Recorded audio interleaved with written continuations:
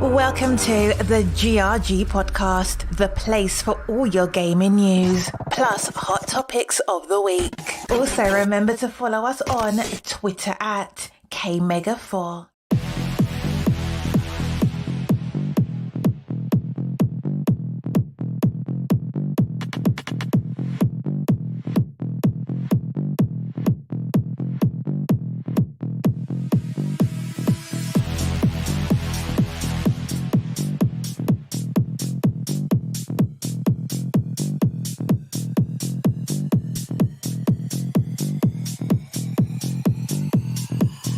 Baseline back around again.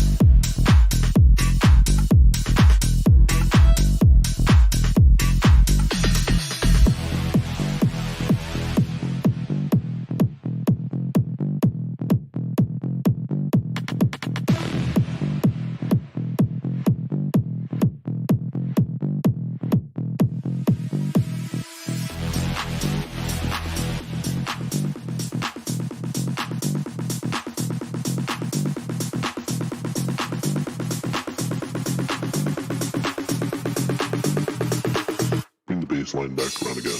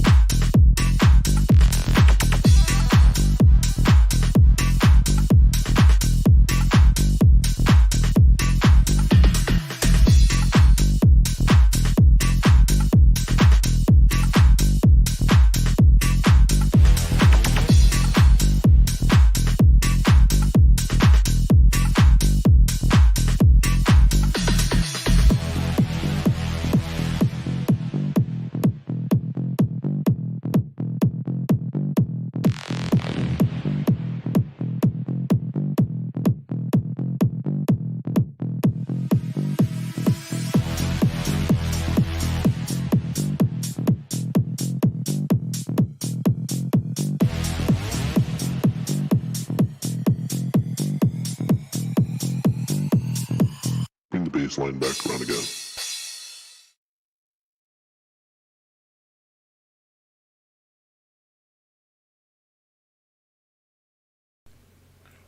Woo! What's happening, everybody? The GRG podcast is live. What's happening, everybody? We are here, man. Another Friday in the books. Episode 196. For the people out there that's listening to on the radio.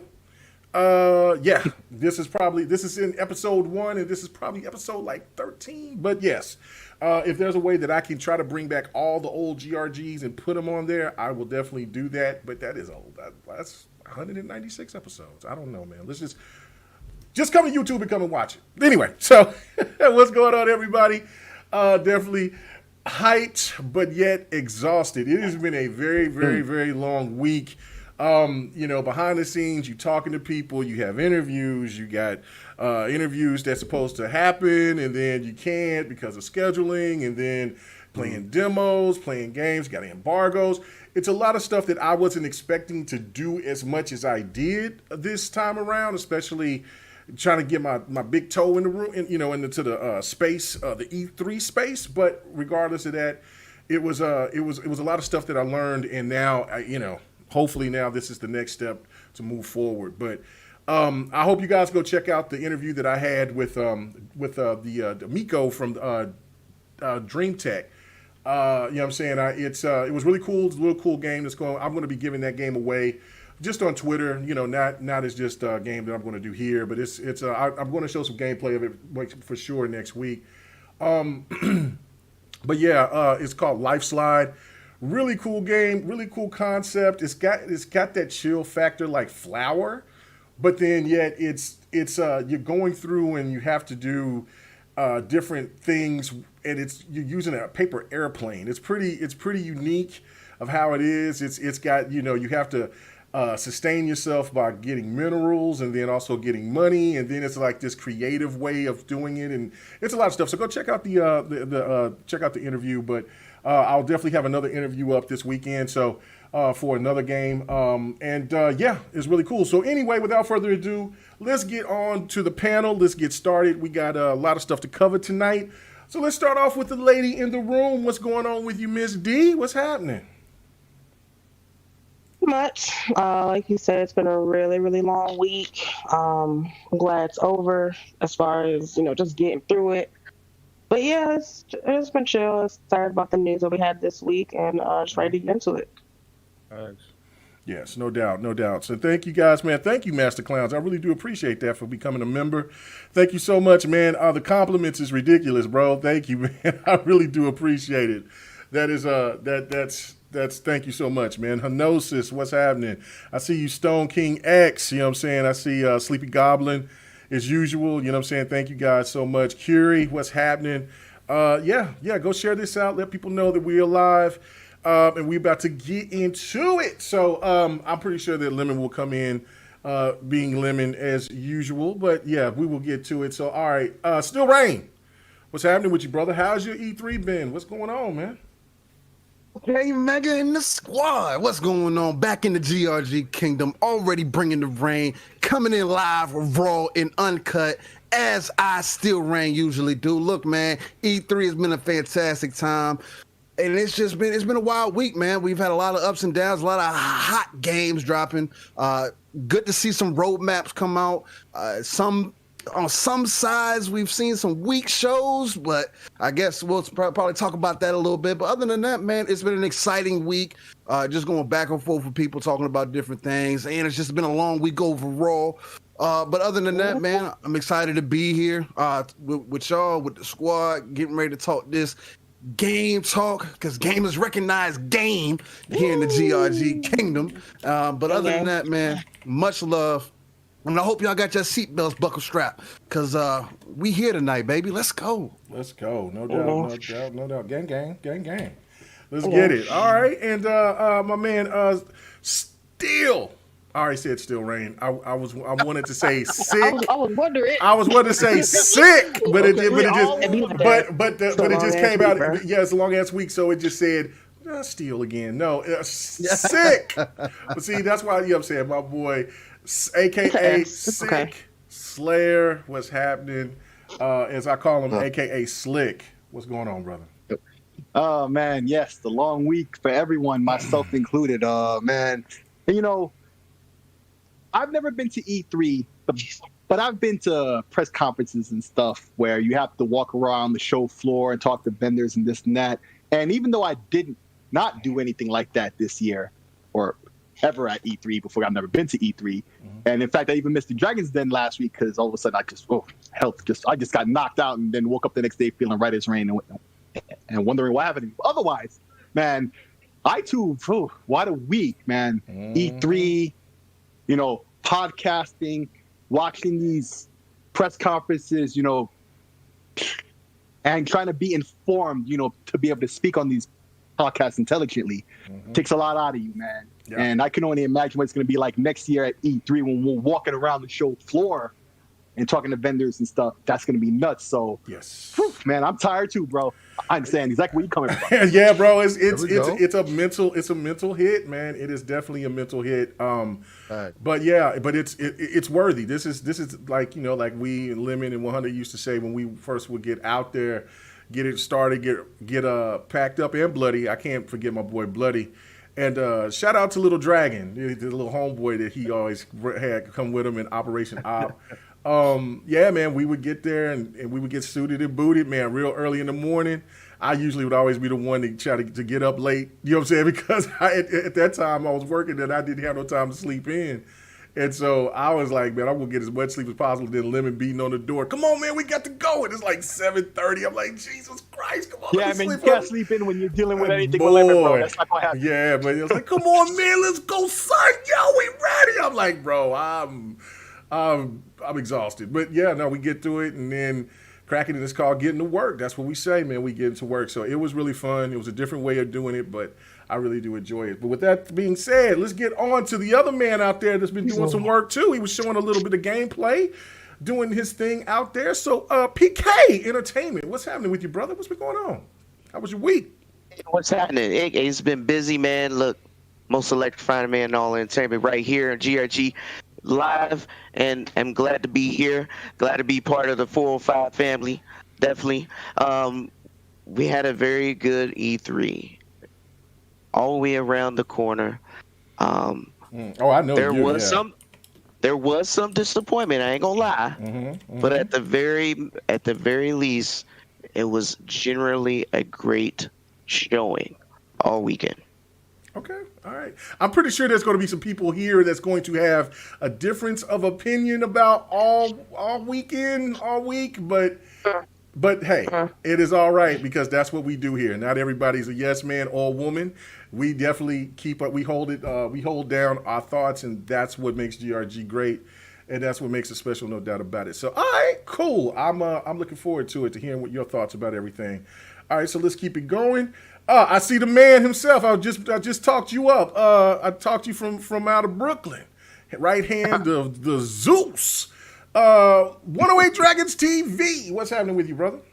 Brooklyn. Life is good, man. Oh, hold on. Let me. Oh man, I'm slow playing. I'm not on my game. I ain't got no horns. I ain't got. There we go. Brooklyn.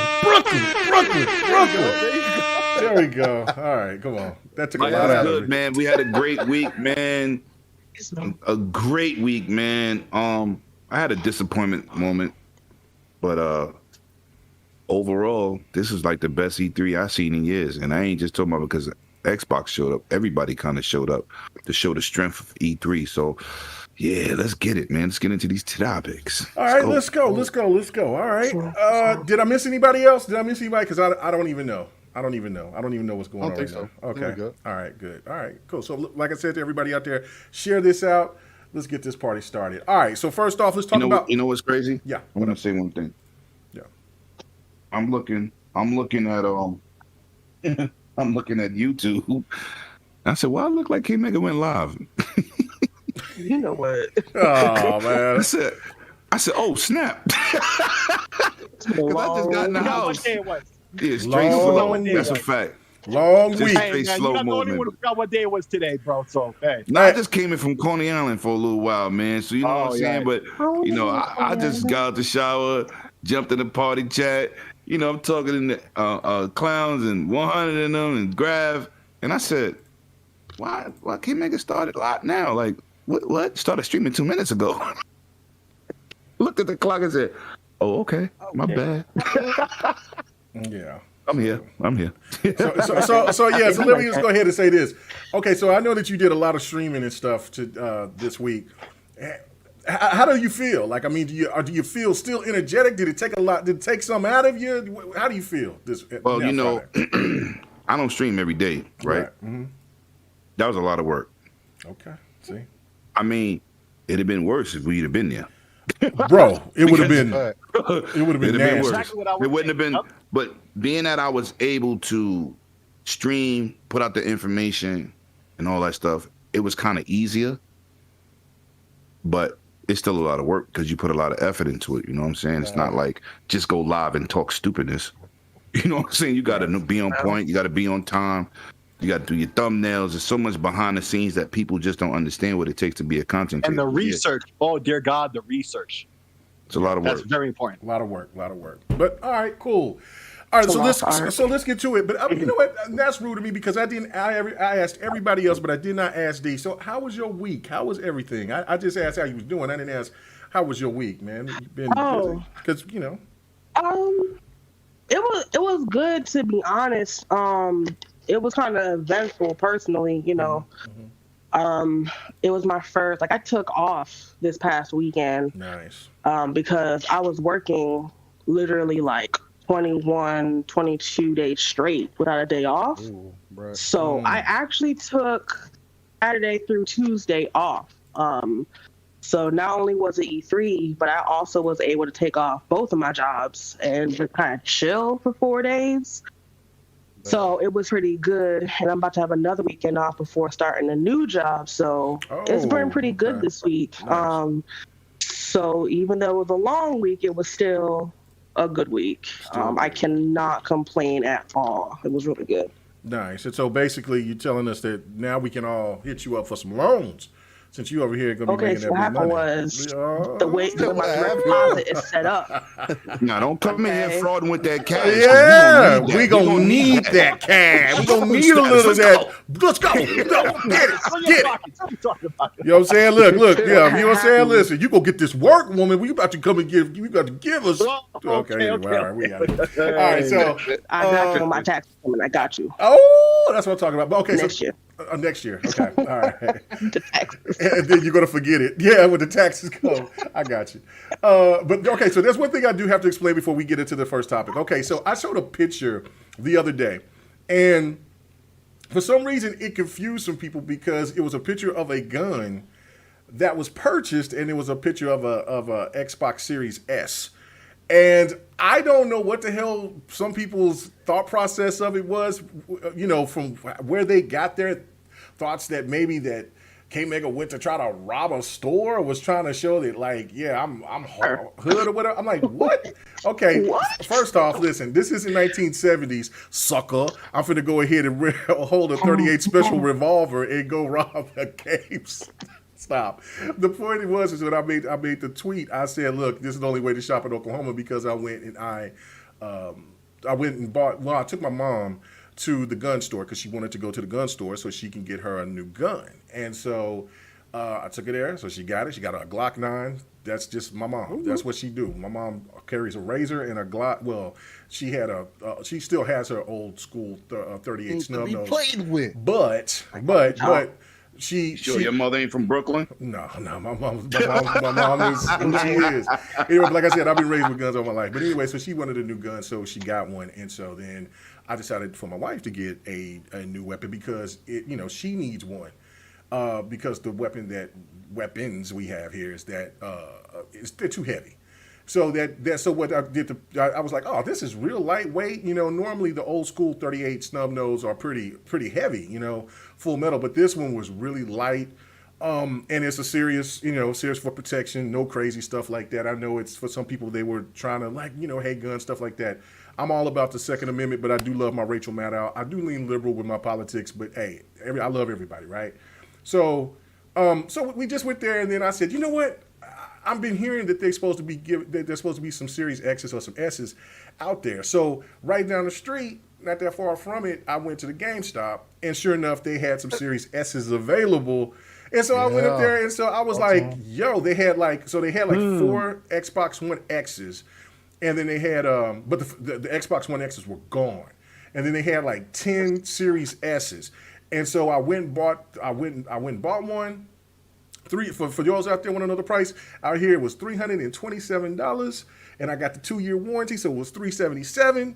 When it got that puppy, it was all good, and then left the store. So there was still 8 available at that time. I'm pretty sure that they're all gone by now, but yeah, I was just shocked. And so then I was like, I got to take a picture of this. This is crazy to me. And so that's why I posted the picture. Like, only in Oklahoma you can buy a gun and you can buy a damn Series S at the same time. And people just went bananas over that and trying to make it out to some other shit. So I just want to clarify that to make people understand what that was. So I don't want people to try to get this impression that I was trying to post something to be hard or anything like that. I don't try to promote that type of bullshit. But anyway, all right, E3. Man, forget all that. Pull up, get pulled out on. Fact. Let's go. Run up. Let's go. Yeah. Ignorant clowns on Twitter. Twitter is That's a mess, damn fools. Oh, man, Facts. Man.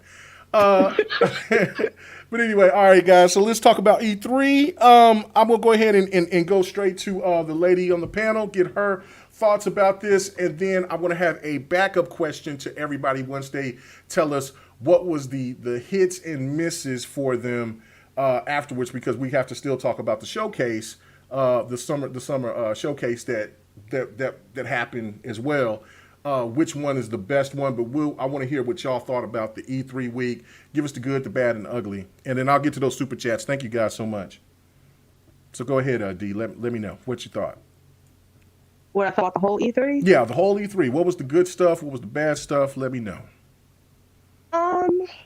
So I don't really think there was anything that was necessarily good or bad as far as presentation. To be honest, I was prepared to be disappointed. Not saying that E3 is disappointing or, you just can't have everything that you wish for. You can't have your cake and eat it too. So I was preparing myself to be disappointed. I know there were a couple of games there was a list of games that was out there where it was just like, don't expect the following games. I knew Fable was on there. I don't know if State of Decay 3 was on there, but I know like Saints Row was on it. And some other things. So I kind of went in like, all right, even though I'm going to hear some things about these games, I'm not going to hear it. I was really pleasantly surprised with the Xbox showcase. And I do say Xbox because Bethesda really didn't have anything that spoke to me, to be honest. I felt like the Bethesda showings kind of slowed down the momentum of what Xbox was showing. With Fallout 76 and things of that nature. I'm not looking forward to Starfield. I don't hate it. It's just not on my radar, if that makes sense. I didn't get to catch Nintendo because I haven't been feeling well these last couple of days. But, Square Enix didn't catch me either. I was disappointed that there wasn't another Tomb Raider entry or some kind of something. I was hoping they would do something after Shadow, since I wasn't a huge fan of Shadow. Rise was my favorite. My phone. But I mean, of what I saw, it was pretty good. I'm glad it's back. I'm glad that even though it wasn't physical, it was still something to look forward to, almost for everybody. And I am that person where I'm like, I miss Sony being there. Not saying that they have to be there. But, E3 is such a big gathering. It's where gamers just come together as gamers and not, console elitists. All about the games. So it, again, felt weird not having Sony be there with their presentation. Because I enjoy their presentations. Even if it's not my system of choice, I still enjoy it. So I was missing them being there. The only part of it that I was just like, yeah, I could have, I wasted my time watching this was the Square Enix. I hate to say it, but we discussed that briefly on the last time we got together. But it was pretty decent. I didn't see anything really wrong with anything. All right, cool. All right, so let's move on. Let me get to the super chats. Okay, first off, I see you, Legends. Okay, hey man, long time no see. He says you're cool in my book. I got a pony contract for you. Join the dark side. Listen, I already own a PlayStation. Matter of fact, I was actually looking for, if they didn't have a S or S, I was looking for a PlayStation Slim, a PlayStation 5 Slim. And, of course, they didn't have no PlayStations. They said they haven't seen a PlayStation in months. So that was unfortunate. Oh, but they're selling, K-Mega, they're selling like crazy. Yeah, that's what they say. That's what they. But 25% of them haven't even been booted up yet. I mean, but they were saying, but man, I appreciate that, man. I'm glad that you have the pony contract. You know what I'm saying? I would have to. Things are gonna get easier. I appreciate that. I'm glad that you're taking back the L Mega that you said that you created. So I appreciate that, brother, man. Anyway, guys switches to play too. Hey, PK, come on, man. Why you having conversations, man? People can hear everything that you're doing in the background. He don't never mute his mic. Mute your mic, bro. I'm trying. I'm having electrical storms. I apologize. Oh, okay. So get the chicken. Don't forget the mustard. Yeah, don't forget the mustard, baby. But Daddy, what's going on here? Like, what's happening? It's like you got chaos popping up over there. I'm out of power right now. I'm on my phone. Oh, okay. All right. Okay. Well, at least you showing some dedication. We'll give you that. We'll give you a pass. Be safe. That's all I need. Yeah, be safe. Yeah, don't get hit by lightning. But you Don't only go like, outside carrying that that's lightning really rod. specific. but you 3'9", so and you wear high heels, so you know what I'm saying. You wear a high Why are you platformer, so disrespectful? so he ain't What's gonna get hit. going on? He ain't gonna hit it. I'm sorry, Go- Kim. It's still kind of hard hearing you from the ground of that ass whooping I gave you in Soul Calibur. That's okay. That's We're gonna. Soul You know what? When I I like do that. Soul Calibur on Fight Night, I do want you to come back in because you did. You whooped my ass. You whooped my ass good. You gave me a good ass beating. That's cool. All right, but I don't see you in Tekken or Mortal Kombat either. You didn't say nothing about that. But let's get on to it again. My man Legends. He says that new Forza looks good. Finally, an arcade. Need for Speed killer. I support the decision of Forza. I mean, the direction of Forza because Need for Speed's been trashed since Carbon. Man, like, I can't wait to see what Motorsport's going to be. But we're going to definitely talk about that. But thank you so much, Legends. I do appreciate that, man. That's real support. And you know what, Killer Master Clowns, you are a nut. I do appreciate it, but man, you. Man, you are serious in the chat, man. No doubt about it. And I see Pong Soul that kind of popped his head over here, man. If you're still here, man, what's happening? I know you got that stuff over there on the other side. But, man, shout out to you and yours over there, man. No doubt about it. But, all right, so speaking of that, let's get to Steel Rain. This Pong's partner in crime at a living split screen. See, I got you again. Anyway, There you go. I like it. Okay, all right. So, what was your thoughts about E3, man? I mean, the good, the bad, the ugly. All right. I guess I'll start off with the because we live with in the Dragons Den. You know what I'm saying? We was definitely kicking out, having a good time with E3, but overall, E3, I thought it was solid overall. There was only 2, maybe 3, if you want to count Nintendo, that really stood out for me. I do feel like, I'll start off with kind of my negatives first. I do feel like Sony not being there is a misrepresentation for their consumers. It just doesn't come across great, you know what I mean? It just kind of shows that they're not that invested in showing face for their people.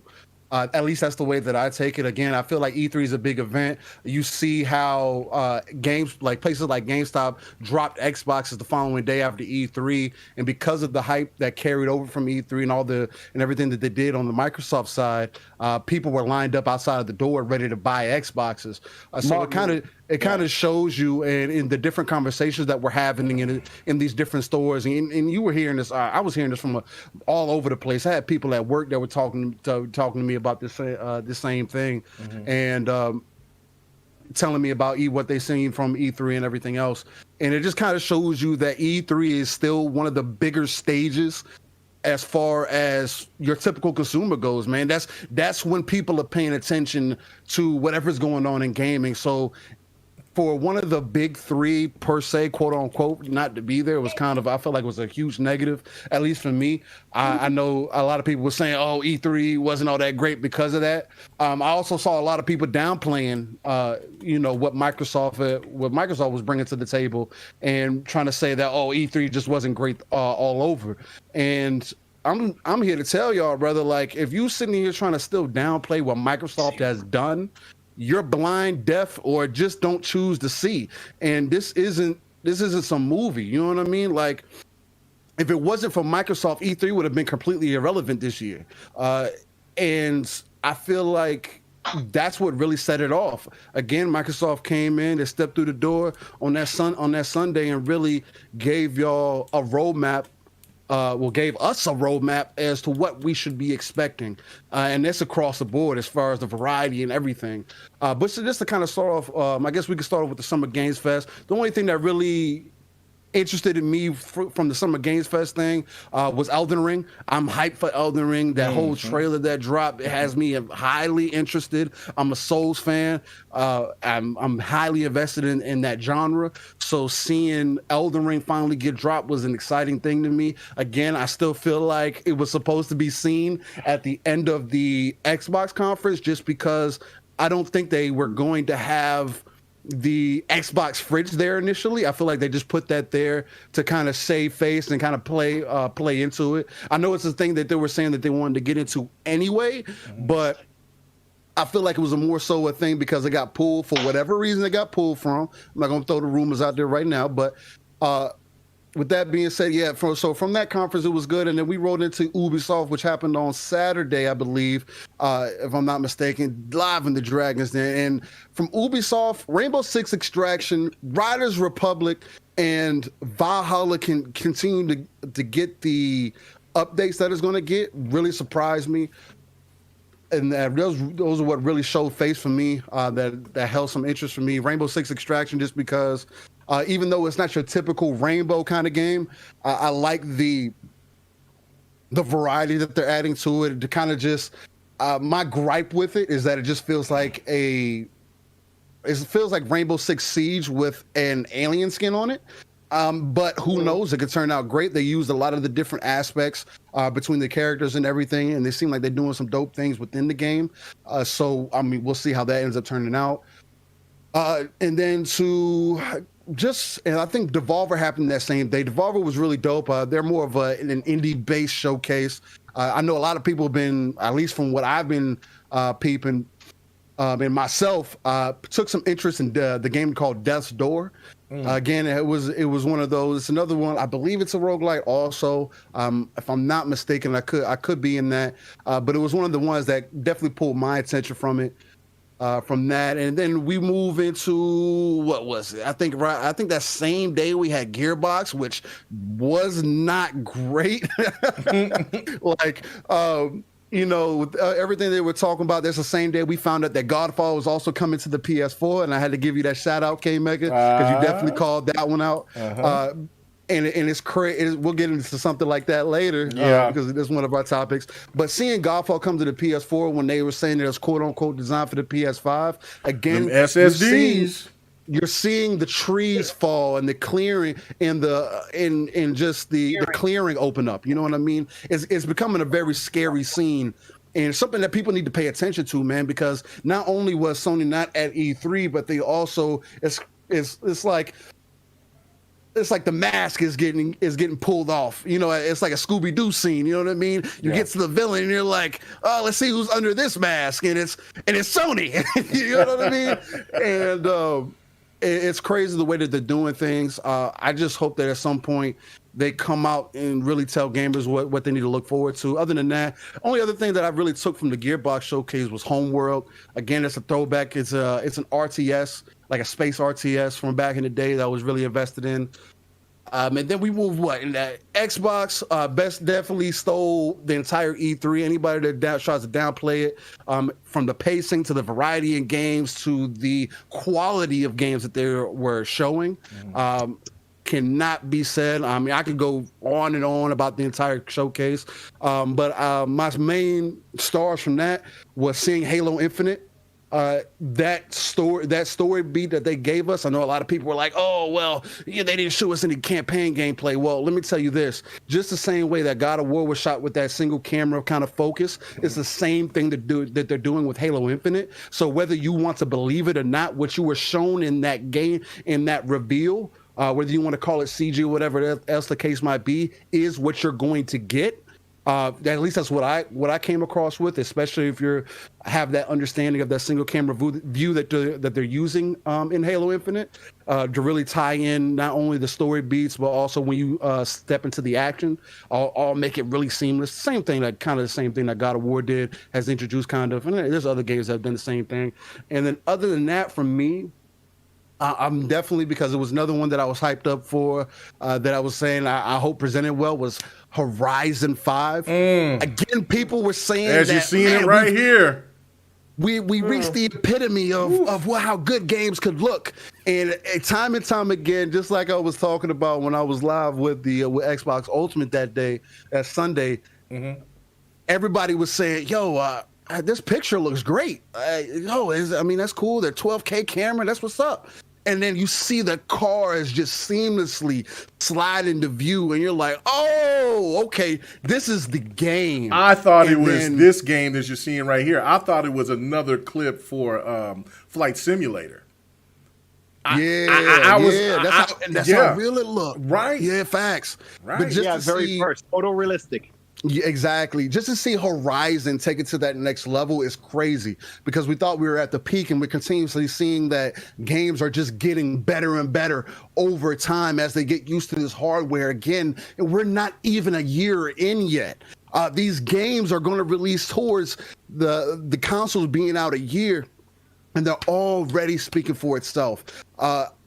And then after that, so those were my two highlights for that. After that, I believe we had Monday and Tuesday, which were kind of a blur for me. Capcom was weak. I didn't understand what they were trying to bring to the table. Square Enix, I thought was solid. Guardians of the Galaxy looked all right. The fact that they were taking the whole single player focus, I thought was dope because of apparently you see that they need some time away from the whole multiplayer aspect of thing or service-based game side of things. The only thing that may save that game is Black Panther, but I still don't think that that's going to be enough to attract people to stay invested. Don't sound too confident into the Black Panther. No, it's sad, man, because they had so much potential with it. And again, you're seeing like the Anthem syndrome continue. And it's sad. You're taking these great ideas and just driving them into the ground. Just trying to, especially with the poor representation of the loot system and everything else. But that's neither here or there. Right. Babylon Fall looked all right. Another game that it was looking good. I like the concept of the game. But it looked rough visually. They were saying like, oh, we were taking the idea of like an oil paint sketch. Well, you need to take that oil paint sketch and put it back in the oven and actually add some textures and some good. I'll help you out with that, brother. Try it. That's what you're saying. That's what you're saying deep down. That's what you're saying. It needs to go back in the oven. Y'all need to work on that. You just trying to be nice about that. Lost in Paradise, whatever you want to call it, man. Like. Chaos. Not only did we find out that it's not chaos. Dude without the drip. Hey man, how's that a Square Enix game with a dude without the drip? Like, if that's one thing about Square Enix, they dudes be dressed. They men and women in their games be dressed down. They be dressed down as the kids call it the drip, which I kind of like that word. That's smooth. It's a drip. I like that word as an old man. I like that. I'm gonna steal that from the youngins. I'm gonna take that. There's a couple of words out there like that, like slapping. I like that word too. I like something. Okay, all right, I get it. You know what I'm saying? Just to dive back into it real quick. Yes, sir. Final Fantasy Origin looked like it didn't know quite what it wanted to be yet. It looked like it wanted to be. It had the Devil May Cry art style with the Souls-like gameplay, and while still trying to maintain the Final Fantasy look, I guess, or aesthetic. And you got this guy running in talking about chaos 20 times. And it just didn't present very well for a Final Fantasy game. And it's just like, man, what's going on? For me, overall, those are my E3 highlights. Again, Microsoft stole the show. If it wasn't for Microsoft, I don't know if E3 would have even been worth looking at this year.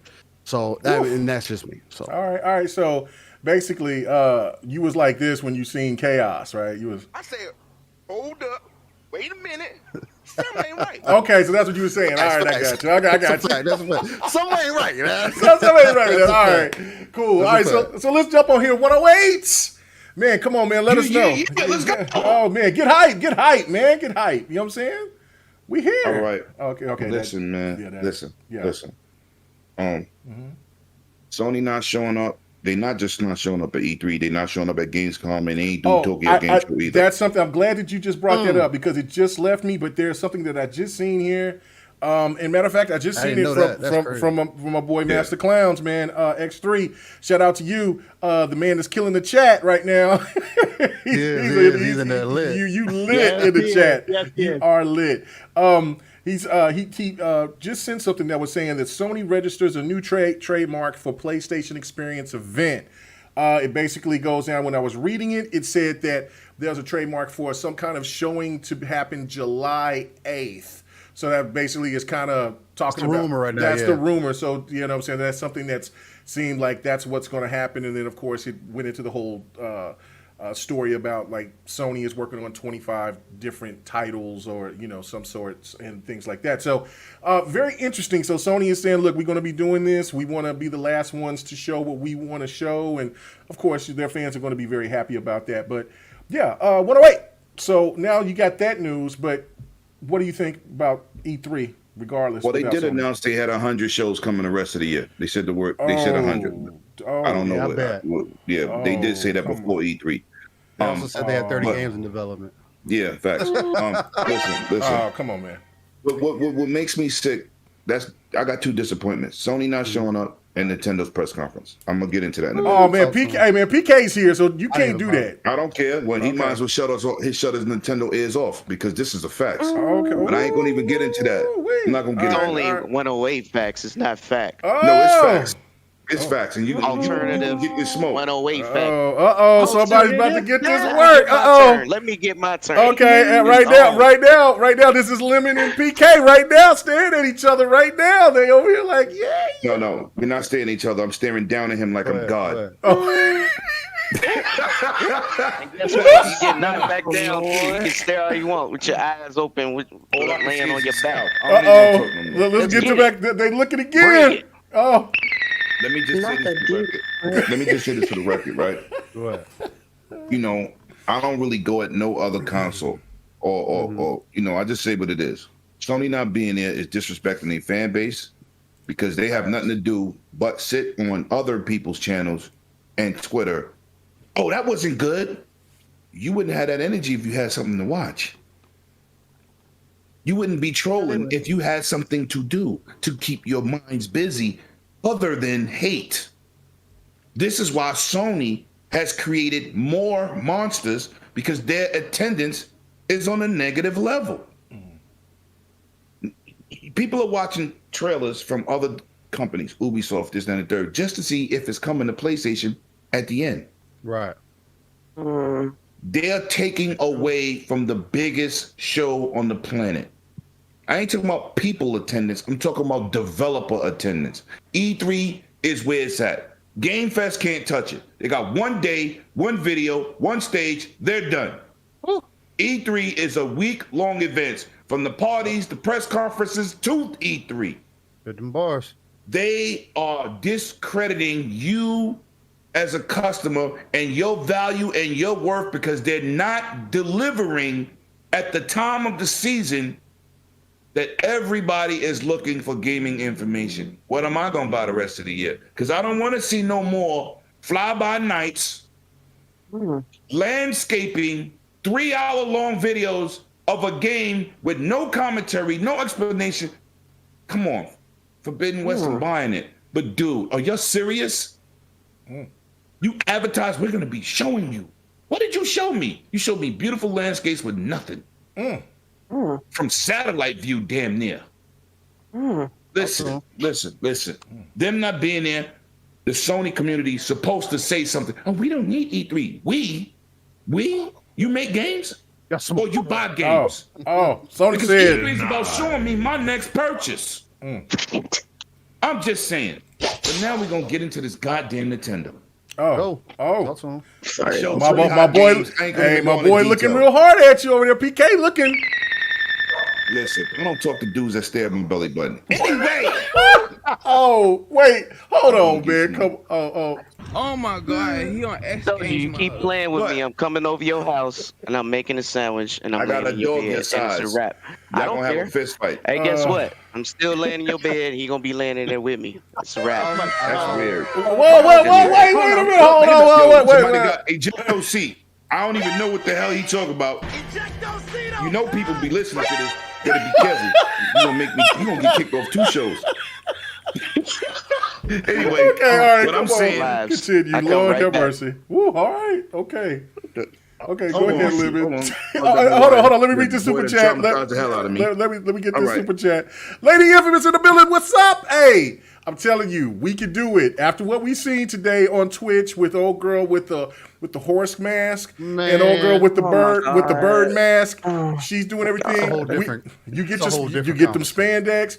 I can get some Ram spandex, and we can do some things. We can sit here and we can just make it all happen. I mean, because just playing video games on Twitch just ain't gonna cut it no more. They just ain't gonna cut it, Infamous. They gotta stop. But thank you so much. She said Xbox got all the games now. The end. Church. No doubt about it. She's absolutely right. Absolutely right. But okay, go ahead, Lemon. Now I'm gonna get into this Nintendo situation, right? Mm-hmm. Breath of the Wild 2 next year, that's cool. The Metro game, that's cool. It's one more I can't think. Cool. They gave Nintendo fans what they wanted, right? No doubt. But your goddamn presentation on the biggest stage of entertainment in the world is just a regular direct. Just the best you can do. You so comfortable in your skin that you don't give us a real presentation. You give us a regular direct. 40 minutes of boredom. You can't come better than that. You making all the money. You don't drop your prices. You don't adjust nothing. No, they don't drop their price. This is E3. Show me why I should be still purchasing your games with some energy. Finish him. People talking about Larry Herb need to quit. Oh. Who older than Nintendo people? Oh. With no flavor, no energy. Come on. That's a presentation for E3? A regular direct? 40 minutes? Come on, man. Come on. Come on. And then you crap on the community that's supporting you. We can't even stream that. So I gotta sit here by myself and go through this. It's like somebody take your feet and banging nails through your toenails. Boring. And then we're disappointing. Do it too. No emotion. Right.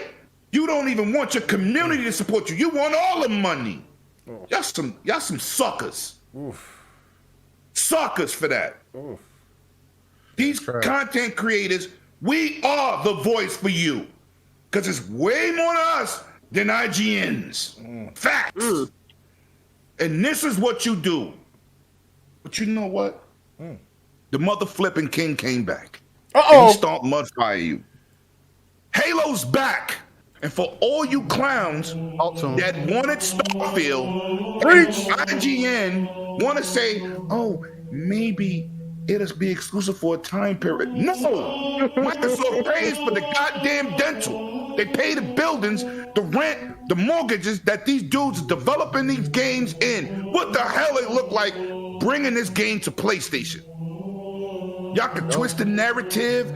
Y'all can do whatever you want. You know what? So being that y'all think y'all getting Starfield, I'm selling my Miles Morales because we gonna get goddamn Spider-Man 2. That's stupid. That is stupid. And I'm sick of you content creators out here lying.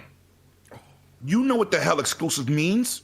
You ain't getting Doom either. You ain't getting nothing. Fallout 79, you ain't getting nothing. Killionaire. Oh my God. You know what you need to do? Buy in, sucker. Buy in. It's easy. You're making it easy for you losers. You could buy a stick. But you know what I'm gonna do? I'm gonna be busting up on all these games, and I'm gonna be pulling out some good old beer out of my mini fridge while you be mad. Don't hurt him like that, man. You know what I'm saying? Bill's gonna be mad. Oh, don't hurt and him. I'm not just preaching for Xbox. I hate to see people preach stupidity. Stupid. That's just straight stupidness you talking. Oh, it'll come to us eventually. No, they're not. Who paying them 401ks now? Microsoft. Not the benefits. Facts. Them dental plans. Are you crazy? You ain't getting nothing. But you know what? I'll have the next Spider-Man because I got a PS5 while you over there worshiping some plastic. Shout out to my man, Master Chief, for putting you suckers in your place. Oh, where's the stand? Where's the Sony stand pick? Oh, go ahead. Keep finishing them off. I'm right here, bro. Put you right in your place. I told you. 343 has made the most graphically intense Halos on the planet. You could eat that cracker. I don't want to hear this nonsense. Oh, wait a minute. Forza. Then they promote this. Forza's running at 4K30. Oh my God. Yeah, none of you idiots mentioned the performance mode. Wait a minute. HDR is only in the photo mode. No, excuse me. Race tracing Shout out to 100. It's only in the photo mode. Oh. No, that's not the truth. Okay, and even if it is, you see that game without ray tracing? I don't even know if your $7.99 TV, $7.99 Oh, Lord. TV could even display the picture quality, the graphics. Sorry. You ain't never seen a game look like that. Keep your Ratchet and Clanks. We got photo realistic games. Photo realistic games. I want you to sink. Let that sink in. Let that sink in, suckers. You're getting on this internet, and I ain't talking about the fans. I'm talking about you content creators out here frauding the public. You know you look stupid, you Audionate 3 idiots. You're stupid, and y'all gonna get free smoke because you made that bed, you gonna lay in it. And I'm tired of sitting on the sideline shaking my goddamn head at you frauds. You telling people that's on your channel lies. Where is the Nintendo Switch Pro? People that played it, touched it, held it. Where is it? Oh, shit. Where is it? Frauds. E3 was great, with or without Sony. It was a great show. Ubisoft, great show. Even the Summer Games Fest was good. E3's king, baby. King, because there's multiple days, multiple dev talks, the Xbox extended showcase. We're going to give you some more work. Eat that. Game Pass for the win. Oh, where's my Game Pass girl at? There you go. Get on, girl. Let them know. Let them know these games are coming on Game Pass day one. Oh, wait a minute. Starfield. Wait a minute. Starfield. Oh, we got a chance. You ain't got a chance in hell. No more Dooms. No more Starfields. No more Fallouts. You ain't getting Skyrim 57. Whatever. Y'all finito. Stick a fork in yourself. Learn how to play on multiple consoles, and you won't have this issue. Frauds. I'm done. She's repping. Here's another one. I'm gonna let her dance. a little bit on this one while this game is getting shown. Yeah, video games. Go ahead. Go let them know it's on Game Pass. Xbox Game Pass. Excellent. Woo. Oh man, that was some church. That was you know what I'm saying? Pass the offering, ladies and gentlemen. Pass the offering. Let's go ahead and get to these. Let's get to these super chats, and then we're going to get to you. Still, I'm starting still. This is just one of them nights. No. You gotta let PK go next, because No, PK. You can't follow that. Okay, sick. I'm gonna let you go last. Okay, so let me get to this. Let me get to these super chats, and then I'm gonna go ahead and I'm gonna get to PK then. All right, so Emmanuel, what's going on, brother? He says, "Hold it down, GRG, y'all wilding tonight." He says, "Of course, Halo won all of E3, but people sleeping on that grounded shrooms and Doom update. You would think that the stands would love that word, shrooms and Doom, because they always consume shrooms, and they always have in their minds doom and gloom. So again, that you're absolutely right. Oh man, thank you so much." And then Rain G4, he said, "At least PlayStation will will Starfield wallpaper." Lord have mercy, y'all are just messy. Limit, what did you do? You brought the messiness out. But anyway, PK, I know you a man of honor and integrity. I know that this man right here, 108 Dragons TV, did not talk about your beloved Nintendo and their show, their offerings. We gonna hear what you gotta say. Now, how was E3? But definitely let us know the real about Nintendo. Go ahead, brother. So let me just say, great job. All these guys did put in some effort and definitely gave us something to look forward to. Even though there was some disappointment, starting with Ubisoft, they did a great job. I thought it was solid. Their pacing was right. They gave us a lot of different content that they were showing. Yes. Definitely, thumbs up for the show. I'm still disappointed. No Rayman, no Splinter Cell. That is just my particular issue with this. But overall, did a great job. They showed us a lot of cool stuff coming down the pipe. I mean, definitely was surprised to see this Avatar game. Definitely, I don't know about you guys. It just took me off guard. I was like, whoa, you know what I mean? I didn't expect this. That Rainbow Six, what was it? Extraction. Now it did remind me a lot of Gears in a lot of ways, and some other games put into one. Yeah. But overall, and a little bit of the division, I think, maybe. And there's a game on PC called GTFO. It reminds me of that too. So it looked like a little bit of definitely some influences, but overall it looks solid, right? It looks cool at least to give it a shot. And definitely overall, like I said, solid presentation. You know, I'll jump to Microsoft later. I definitely want to talk about some other stuff I've seen. As far as Square, it's kind of questionable. I don't understand some of the things they show, but they did show a lot of new stuff. It's just I'm not sure the direction they're trying to go with these things. But you know, like the Guardians of the Galaxy is kind of weird. I'm not sure what kind of is that single player. Yeah, it's a single player story-driven game. And it's coming out on all consoles and the Switch, so it's more like a last-gen game. But you know, I mean, I'll definitely give it a shot. Right? I'm not shooting it down. It's just kind of weird. Definitely Stranger to Paradise. The Final Fantasy Origin is a little off. It doesn't. I'm not really sure where they're going with that either. But at least it's something new, right? I kind of feel what G say, you know, looking for another Tomb Raider. But most importantly, my favorite piece of their whole showing is the fact that they showed the king of Wakanda, Black Panther, and showed that they are still dedicated to bringing out new content for this game that a lot of people gave up on. But this new content looks amazing. I don't know about you guys, but just the world that they're trying to build here, the aesthetics of the costume, and what they're trying to do with this expansion seems like a game changer for them. I hope so, because I'm super hyped to see the king come back, especially after the Wakanda lost their king last year, right? We want a definitely a new feeling from the African kingdom. So I'm looking forward to that. I've been waiting for this for a long time. Unfortunately, we got to wait till August for this to drop. But you know, it's 2 months. I got some time to polish things up and get it together. New enemies, new story, and hopefully Black Panther is a beast, because that's the only way to represent him. And I'm glad that they chose to bring him instead of Spider-Man, because that would have been disenfranchised and tone deaf if they try to do that before bringing out Black Panther, especially after losing the King of Wakanda last year.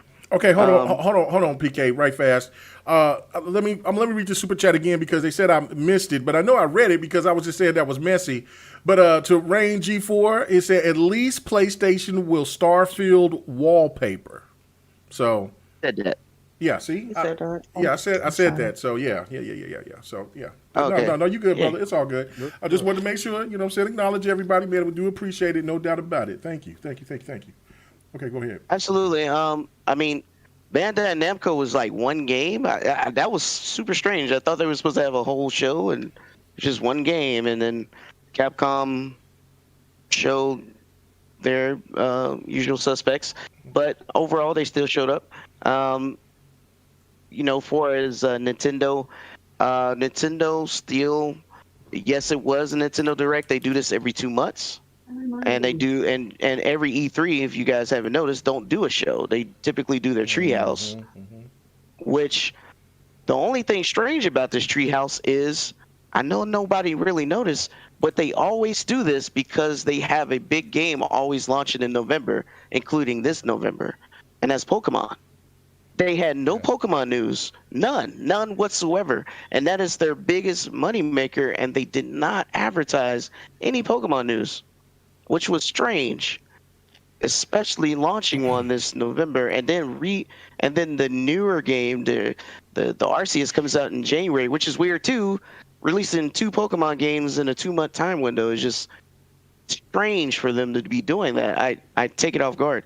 I guess, but you know, a couple days later, they did announce the Pokemon MOBA game that's coming to Switch for free, and then it's cross-play with mobile, which is also cool in itself. They did show Mario Rabbids. For you guys who own the Switch and never played Mario Rabbids, it's a fantastic game. Probably one of the best games on the Switch that is made by Ubisoft. Amazing. They did show the expansion of Hyrule Warriors, and the original Hyrule Warriors that came on the Wii U was the first one, but the second Hyrule Warriors is the prequel to the Breath of the Wild.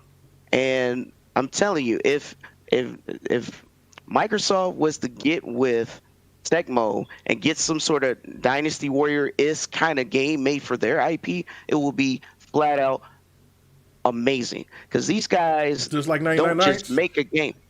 Yes, but these guys pay so much attention to the detail of the actual source material. It's insane. You have Easter eggs and everything all over the place in these games. And I'm telling you, definitely a pickup if you haven't tried it. Especially if you love Dynasty Warrior-esque games, Hyrule Warriors is amazing. Gots to have that. And they have the expansion they showed. Of course, they said that they're still working on Metroid 4, which is disappointing, right? Metroid Prime 4. We all want that. But they did give us Metroid Dread, which essentially is Metroid 5. I'm happy and sad at the same time because I mean, somebody correct me if I'm wrong. It sounded like this is the end of the story. And if this is the end of the story, it did look that way. If this is the end of the story, I'm a little disappointed this is the way you want to go out. At the same time, it still looks great to play, but you feel like there should be like this amazing way out of the game, especially knowing that Metroid Prime 4 is more likely is being developed for the next hardware, because that's just what Nintendo does, right? Mm-hmm. I mean, Breath of the Wild was developed for Wii U, but it launched on Switch as well. So I think that's kind of what they're getting at when it comes to that kind of thing. But still, overall, amazing stuff. I just don't understand the missing the Pokemon stuff. But again, it might just because the Nintendo Switch is something separate, and when the Pokemon Company, when they do their events, it's just Pokemon itself. So, the Pokemon Company and Nintendo are two different companies, and maybe that's why it happened the way it does. Fine. I'm cool. I'm just a little confused by that since you're launching stuff in November for that game. The other thing is, of course, the biggest hype of all is the Smash reveal. Woo! That's the biggest, most hype thing of all, and everybody in the fighting community went crazy. The FGC was insane watching Kazuya in Smash with all his moves, including his 10-hit combo. That's crazy. Including how Sakurai is a magician. How can he keep doing this, putting all these characters in this game? Well, it is made by Banco Namco, which is the publisher for Tekken. So they do help. But the point is, all these characters, no matter which franchise they come from, he is able to capture and maintain the essence without and still being able to fit it in this particular game. That is some skill. That is very hard to do, to make it work in this particular game. But he does it every single time. And you got to give it to him. Yes, it was just a teaser. We'll get a full presentation on the 28th and probably going to get released that day. I'm hoping and praying because, Master Chief has been waiting for his Smash call. He's been waiting for his invitation. He said it. He said it to Walmart when Walmart was teasing Master Chief, and I would hope and very that he is the last of this DLC package and shut it down. When Halo Infinite come out, they release Master Chief as the last Smash character in the DLC. That would be a stupid time to release him. The hype train is it's already crazy. People will just not go to work that day. Like, it would just be insane, right? Production just stop. Everybody just not go to work. It's too much to process. Now, let me circle back, to the Microsoft Bethesda show. Of course, these guys did a solid showing. They made the fans feel like they're a part of their ecosystem. Even the ones who don't own an Xbox, they're showing that, hey, we got something for you guys, no matter if you buy our console or not, right? We got something for all of you. And we're here and we're committed to gaming. We want to celebrate gaming. We're not trying to, yes, Bethesda games are going to be exclusive going forward. That is true. I mean, Sasha Bond put it out there. It is what it is. Exclusive to Xbox. Now, that doesn't mean that you can't play it. That just means you have to invest in the ecosystem, however you do it, even if it's just Game Pass itself. At the end of the day, it's not limiting you to have to buy something extra. You might just need to subscribe. And let's just pretend, let's just stop all these theories as if this is a bad thing. I don't know why it's negative. I mean, you guys subscribe to Spotify, Apple Music, Netflix, you name it. You guys all subscribe to that, but that's cool. But it's taboo for Game Pass. Don't you know there's still, and you guys might not agree, but there's still a PS Now, Luna, and a Stadia, and I know Luna is not going anywhere, and it's just going to keep on building. Amazon announced another RPG that's going to launch on Steam this fall, so they're going to continue to build and probably scoop up some publishers to fill their wheelhouse. At the end of the day, don't think subscription services is going anywhere. That's just the future, period. They already announced Xbox app in these TVs. There's billions of TVs, right? That's what 108 would say. But more than that, that's also a segue. That's how more people sign up, because it's ease of use. It's right in your face. And then they talk about supporting the Xbox One even past making games for it by giving them an xCloud app. Okay, now that's Just something so that we're they going can to be. continue. That's something that we'll be talking about here a little bit later. So Yeah. So, but and at the end of the day, they did a great show. They showed a lot of games. The only thing I would say is a lot of these games won't be dropping this year. They will be next year. But they showed two big knockouts for sure that we could look forward to, and that is the Halo Infinite and definitely the Forza. And both of them looked amazing. No one can seriously doubt how much detail and time and energy they put into this. And I know a lot of people talking about, well, you know, the quality mode is a 4K 30. Well, all these games, and this is why I want to remind you guys, all these games running at the performance or graphical fidelity, whatever it is at this moment, this is before super resolution. Just remember, they are prepared to start enabling this in their games. So when that happens, we probably won't even have a choice between performance and quality. It might just be all in one, and then it just be ready to go.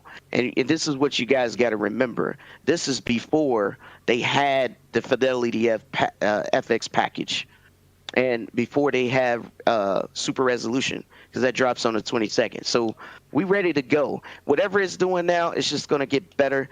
And Xbox showed that Game Pass is the new future, period. 27 out of 30 games coming to Game Pass, and most of them day and date, and you can't argue with that. It's hard to argue with that, no matter how you chop it. And I'm glad it's there. That doesn't stop me. I want to be clear. I'm still buying Back 4 Blood. I'm super excited for that game, but I'm still buying it, because even when it leaves Game Pass, I still want to continue to play it, and that's my thing. Game Pass is there. It's great. It's an entry level. It allows people to try out different stuff, but every game ain't for everybody, and that's why it's important to have that stream. People, when they had GameFly, you had to wait months to get a game, and you still paid monthly. Oh yeah, still paid monthly. In the old school Netflix, yeah, when you had to get it sent to you by mail. Yes, still had to wait, and now you don't have to do that. That is crazy, and it's only getting better as it comes down the line. Please, people, do not believe the misconception that it's not supporting the dev. That is a misconception. Nobody is going to do anything for free if they spent hard-earned time and money creating it. They're definitely getting paid. They're definitely getting supported. You don't understand the inner workings. Don't pretend to listen to no one else. Trust me, if they're all jumping on board, that means it's beneficial to both companies. And that's how it works. That's how your artists get paid on Spotify and Apple Music. Okay? They might not be selling Talk CDs about like it. they used to, but hey, every time you hit that stream, guess what? They get money in their pocket. And I'm telling you now, that's the kind of system it's going to. It will never replace your home console experience, but it's definitely an option, especially when you're on the go and it's not going anywhere. So I think everybody hit home on what message they want to send. Now, we'll ask this question because I think it was very intentional.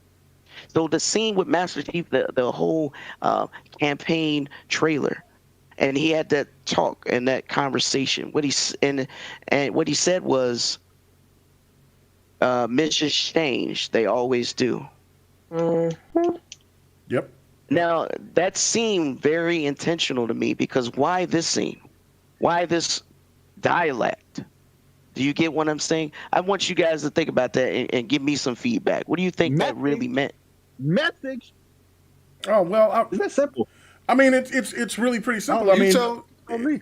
well, I think I'm just gonna play with it a little bit. Yeah, is that because we still got Slayer to finish this topic up, but I think because he realizes things is just gone haywire. I mean, you could obviously tell that was edited and chopped because once she said that Cortana was deleted, he would have had something to say like why, how, what on. He wouldn't have just Mrs. Change.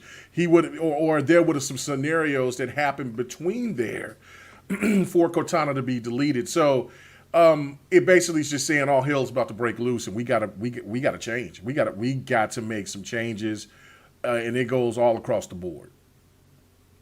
You don't think it had anything to do with their development cycle and the things they had to do? It could. Over the past year. It could. All these companies like to throw out What you saying? Yeah, like to throw out little subliminals. But again, Microsoft is really good at that here lately for the last 2 years, I would say. So it definitely could lean to something like that. But I mean, hey, they basically just look. It could have been maybe one of those things to look at, like, hey, we showed this game before, people didn't like the way that it looked. Now people are going to look at it and, hey, the mission's changed. I don't know. So it could be a lot of things, but I don't know. Anybody else got any points on that? All right. Nah, you could use it for that. My fault, sick. But I just want to say real quick. I mean, you could say, it could have be kind of like a sly comment towards the development cycle. I was looking at it more from a story aspect. Just knowing a lot of the backstory, a lot of the back end stuff that might be going on, it just kind of opened up more of that for me. But I can see what you're saying if you're trying to say more so for the development cycle and everything that they've gone through. I mean, I'm just guessing. I'm not saying it is one way or another. But I like that. I'm not saying that you are, but I like that aspect that you're bringing to it because they don't have over 1,000 people working on it, or did have 1,000 people working on it for no reason. Right. You know what I mean? They understand what they have and what they got to put out. So. Okay. All right. Yeah, 500 million development and all that. I think this is why I said, message, but I think it's a little bit of a shot there, and then plot wise, it's something different as well. Yeah. And that's why they edited it. I agree. Okay. All right. Anything else you want to finish, BK, before we move on? I was just saying, look at the Battlefield. Impressive as well on the Xbox stage. But that's about it. I just want to say, there were a lot of great games shown. A lot of them will drop this year. Some of them may not. But at the same time, we got a lot of good stuff looking forward to.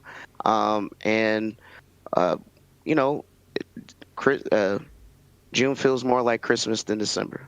So that's my thing.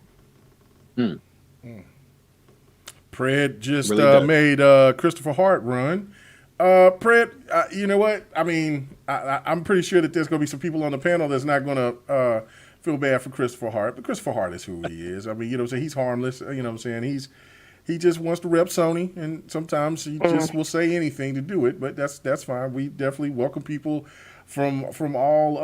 We got our boy. Remember our boy Cali Rex. He's PlayStation first. I don't know. I think he's turned into a PC nut all of a sudden. Also, he might be changing on us. But anyway, so all right, Slayer. Yeah, you've heard everybody's take. Yeah. Okay, so what did you get from it? Just before I answer that, the other issue I have is, you have to have the 30 seconds that he even mentioned this clown, and that's exactly what he wants, to have his name named and all these things. So, but anyway, that's old dramas, but whatever. Anyway, listen, so messy. You asked me about the good, the bad, the ugly. But you got to add one more level to that. What's that? The great, the good, bad, the ugly. Okay, when we know what the great is, I'm going to hit that last. That's just easy, right? I like that. Listen, Go ahead, the good, that was Ubisoft. That was I agree. That was also not so much a PC Gaming Show. Actually, I don't think that happened yet. I hadn't seen the PC Gaming Show, but I would say the good was definitely Ubisoft. It showed a lot of titles. Steel Rain really did name most of the best titles that I'd seen. Except I don't think you mentioned Riders Republic. Now that was the game that just looks fun. That's a buy. That is a day going by for me. Must buy game. Or Microsoft had a snowboarding game of their own that the name escapes me at the moment. Shredders. Mm-hmm. Yes, that's more like amped. It's more relaxed. More difficult, skill-based type thing. And Rise of Republic looks more arcadey. There's all types, related type things, and even wingsuits with jets on them. So wow, I can just imagine what that's gonna play like. Rainbow Six Extraction really just looks like a different type of game with the Rainbow Six name attached to it. It's more of a Division-esque, because of the whole thing. It's like I don't know if it's an alien or whatever, and they're extracting people and all of this stuff. They've got to have gas masks on and whatnot. It's a squad of dudes with guns and extra gun on their back. It makes me think of Division a lot. It seems to be Rainbow Six in name only, but don't think I'm saying anything bad about the game. That game looks fun. But that was just one mode. There's got to be a lot more about that than just this one mode, unless that's the single player, not the multiplayer. And if there's a competitive multiplayer, but we don't even know. There's a lot more to see. That's an expansion. That's an expansion to just the overall game of Rainbow Six Siege. Oh, really? Well, that's a game in itself. They had an event last year. Mm-hmm. They had an event. It didn't say Siege. It was like they had an event in Rainbow Six. It lasted 2 weeks, and they made a game out of it because the community wanted that as a game. Oh, okay. It is Rainbow Six, but it's not. It don't have nothing to do with Siege. Right. It's totally different. I thought it was another expansion. Even if it is, it's the whole game. It might, but it's a whole game. Even if it is, it came from like that zombie type week they had, and you was fighting aliens. Right? Yeah, I know that. I know when it came up. And it was a cooperative thing. They did it, and it only was an event. When they took it away, the community was going crazy. So they made a game out of it. It's a game. Okay. Okay, because if it was a separate mode, it's not just Rainbow Six. It's in the Rainbow Six universe, and they made something that was very popular that popped off about a year and a half ago. Well, okay, because I was about to say they should have made that more clear than if it was just another mode, in Rainbow Six. You don't play Rainbow like that no more. So you know what I'm saying? Right. So you've been out the mix. That's what I'm telling you. I'm explaining exactly what it is. That's what happened, because I thought the mode was dope, and then they jacked it away because it was an event thing. You know what I'm saying? And everybody was playing it, and then people wanted it so bad. I guess they said, "Let's make this a game." Well, there's so much more. Yeah, well, there's so much more good I could speak on about Ubisoft, but in general, they just had a great presentation. The bad, oh god, oh wow, Nintendo. Lemon said a lot of things, and I gotta co-sign every word. Like Nintendo, I'm sorry, man. Nintendo, you lost me a long time ago. Long time ago. But I'm just saying, Nintendo, it's the same old crap out of you. Even Metroid, a lot of people are happy with Metroid, but there was a game. But that game is 15 years late at the minimum, because there was a game around that time that came out, was called what? Hello? What You happened? good? Go ahead. Okay. We hear you. ahead. All of a sudden, I heard a It's- loud sound, and all of a sudden, the sound just went out. It's the Man, same game. You They're must, sick, I was gonna but say you must have had some they didn't ghosts like or it. something in your house. I ain't hear nothing. No, I just had some kind of internet glitch, and all of a sudden, I couldn't hear anything.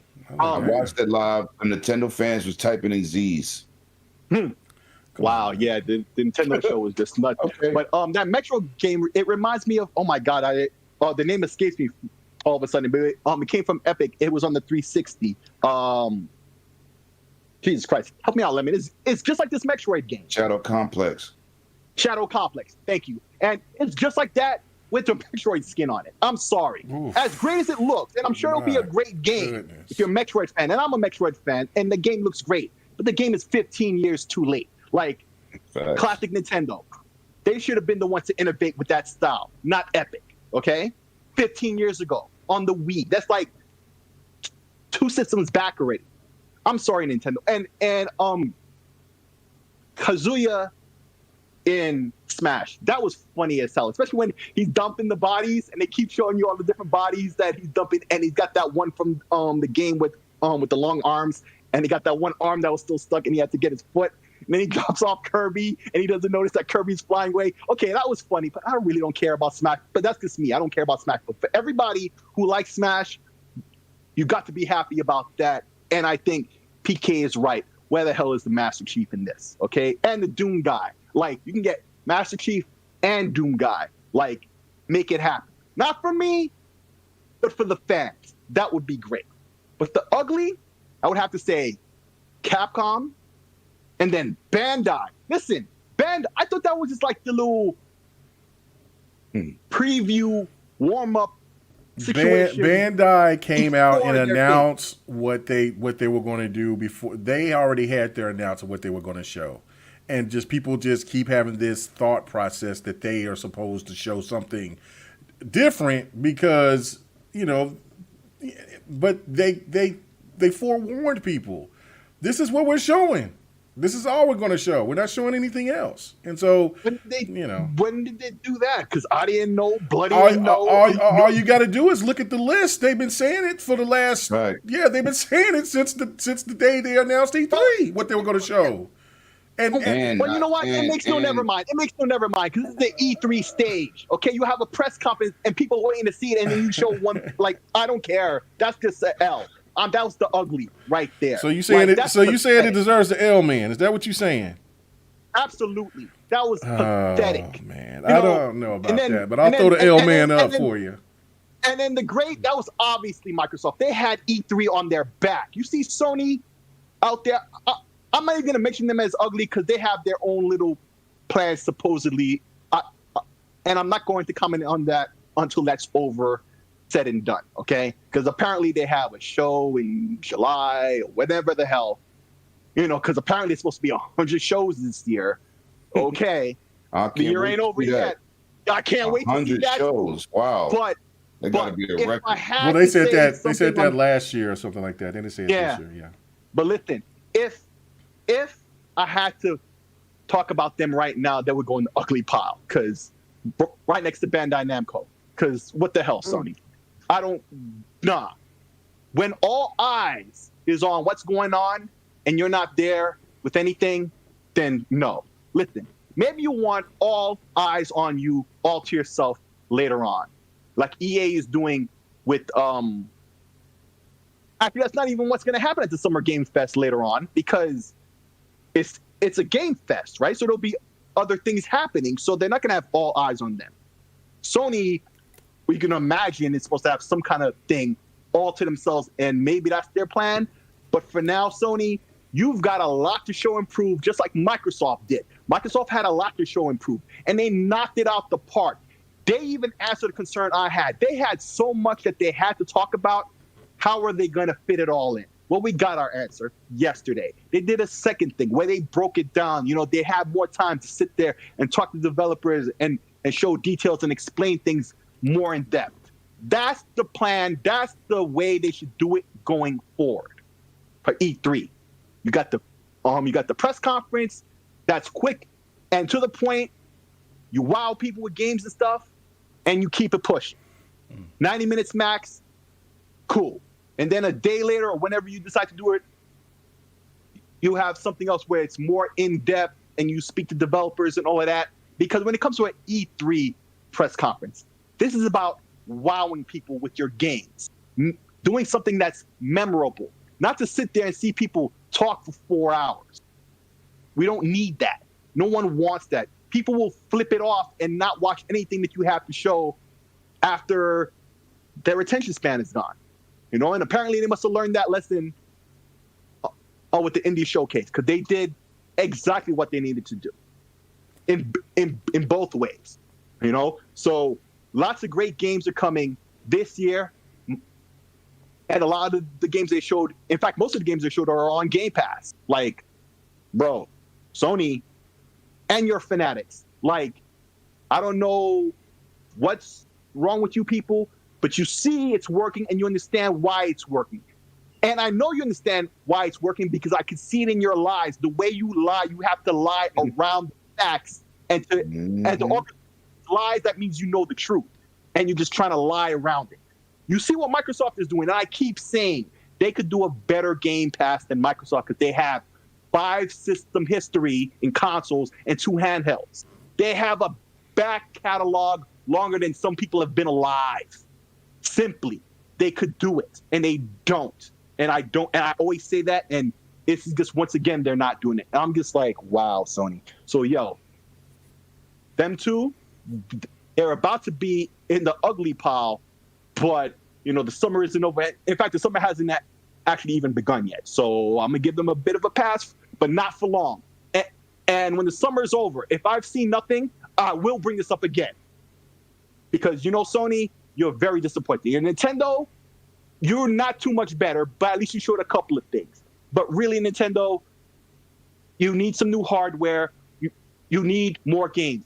Most of the games on your hardware now are games you re-released from the Wii U because you didn't make the money off of those games in the first place and you re-released them, okay? And Breath of the Wild was the Wii U game. And you did it before with the game, the last GameCube Zelda game, but you held it back to the Wii. I called that a year and a half before it happened. I knew it was going to happen, and they did it. Wind Waker, or what is? I forgot what it was called, but yeah, Sky, something. I forget. No. Sword. It came out on the Wii, but that's Skyward Sword. It's actually a great game. The one before that, the Temple Princess. Oh no, Twilight Princess. It was that game. Remember, because that was supposed to be Twilight Princess was great. Right, they held great game, but they held it back a year and a half to have it on the Wii. Because the GameCube at that point was pretty much dead, right? And the same thing at the end of the life of the Wii, and into the Wii U, they held off Skyward Sword, I want to say, until the very end of the life of the Wii, I think it was. Or was it on the Wii U? I forget, but it felt the same way. And they're doing the same thing with this, and they did the same thing with this past Breath of the Wild. So now, okay, this new one now is really being made to take advantage of the hardware. But dude, this hardware is way out of date. And I get it. Yeah, it'll be adapted to this hardware, but Nintendo, you need a Switch Pro. You need to upgrade. Because when the third-party ports come, they can't run in your system. There's no Battlefield on the Switch because it can't do it. Not because EA doesn't want to have it there, because EA will put that game on everything, but it's not on Switch. That's the only platform it's not on. Well, there you go. And speaking of EA and Battlefield, oh my God. Listen, I've been playing Battlefield since it first came out, right? Since 1942. I own 1943. A lot of people didn't even know that game existed on the 360, and I think the PS3 got it as well, or it never even got to come out on that platform. That was one of the first games that I got a full 1,000 achievements on, was 1943. Oh, really? Oh, cool. Yeah. And so Battlefield is a series, man. It's Call of Duty and Battlefield. You know, for a couple of years, Call of Duty will be hot, and then Battlefield will come back, and it'll be hot just when Call of Duty is messing up. It seems like they always have great timing with that. And this Battlefield seems to be doing it again, because if this year's Call of Duty is World War II, like the rumors is going, a Battlefield's right on time to take that spot, and I welcome it. And I wasn't here on the discuss, you know, the pricing issue, I don't think. But yeah, I don't care. Here's the one thing I want to say, and then I'll be done. You know, about this whole debate about, you know, about the cost of a game, right? At least for an FPS game, the value of a game. Okay, the formula isn't single player and multiplayer and some other mode, and that's how you get your value for your dollar. It's the entertainment they give you. How long will you want to play that game after you buy it? That's what makes it worth it. A lot of people play MMOs or The Division or Destiny or lots of games like that, right? And a lot of them are free even, but they'll play it constantly and they'll invest in it and DLC in it and whatnot. Why? Because it's worth the time and it's worth the effort and it's definitely worth the money. Just because Battlefield 2042 doesn't have a single player doesn't mean it's not worth its asking price. However, doesn't mean it is either. It has to provide a gameplay experience worth that asking price. And that's not based on what modes. It's based on how fun it is, how attractive it is to you, how much it makes you want to continue to play it for months, years even. Okay?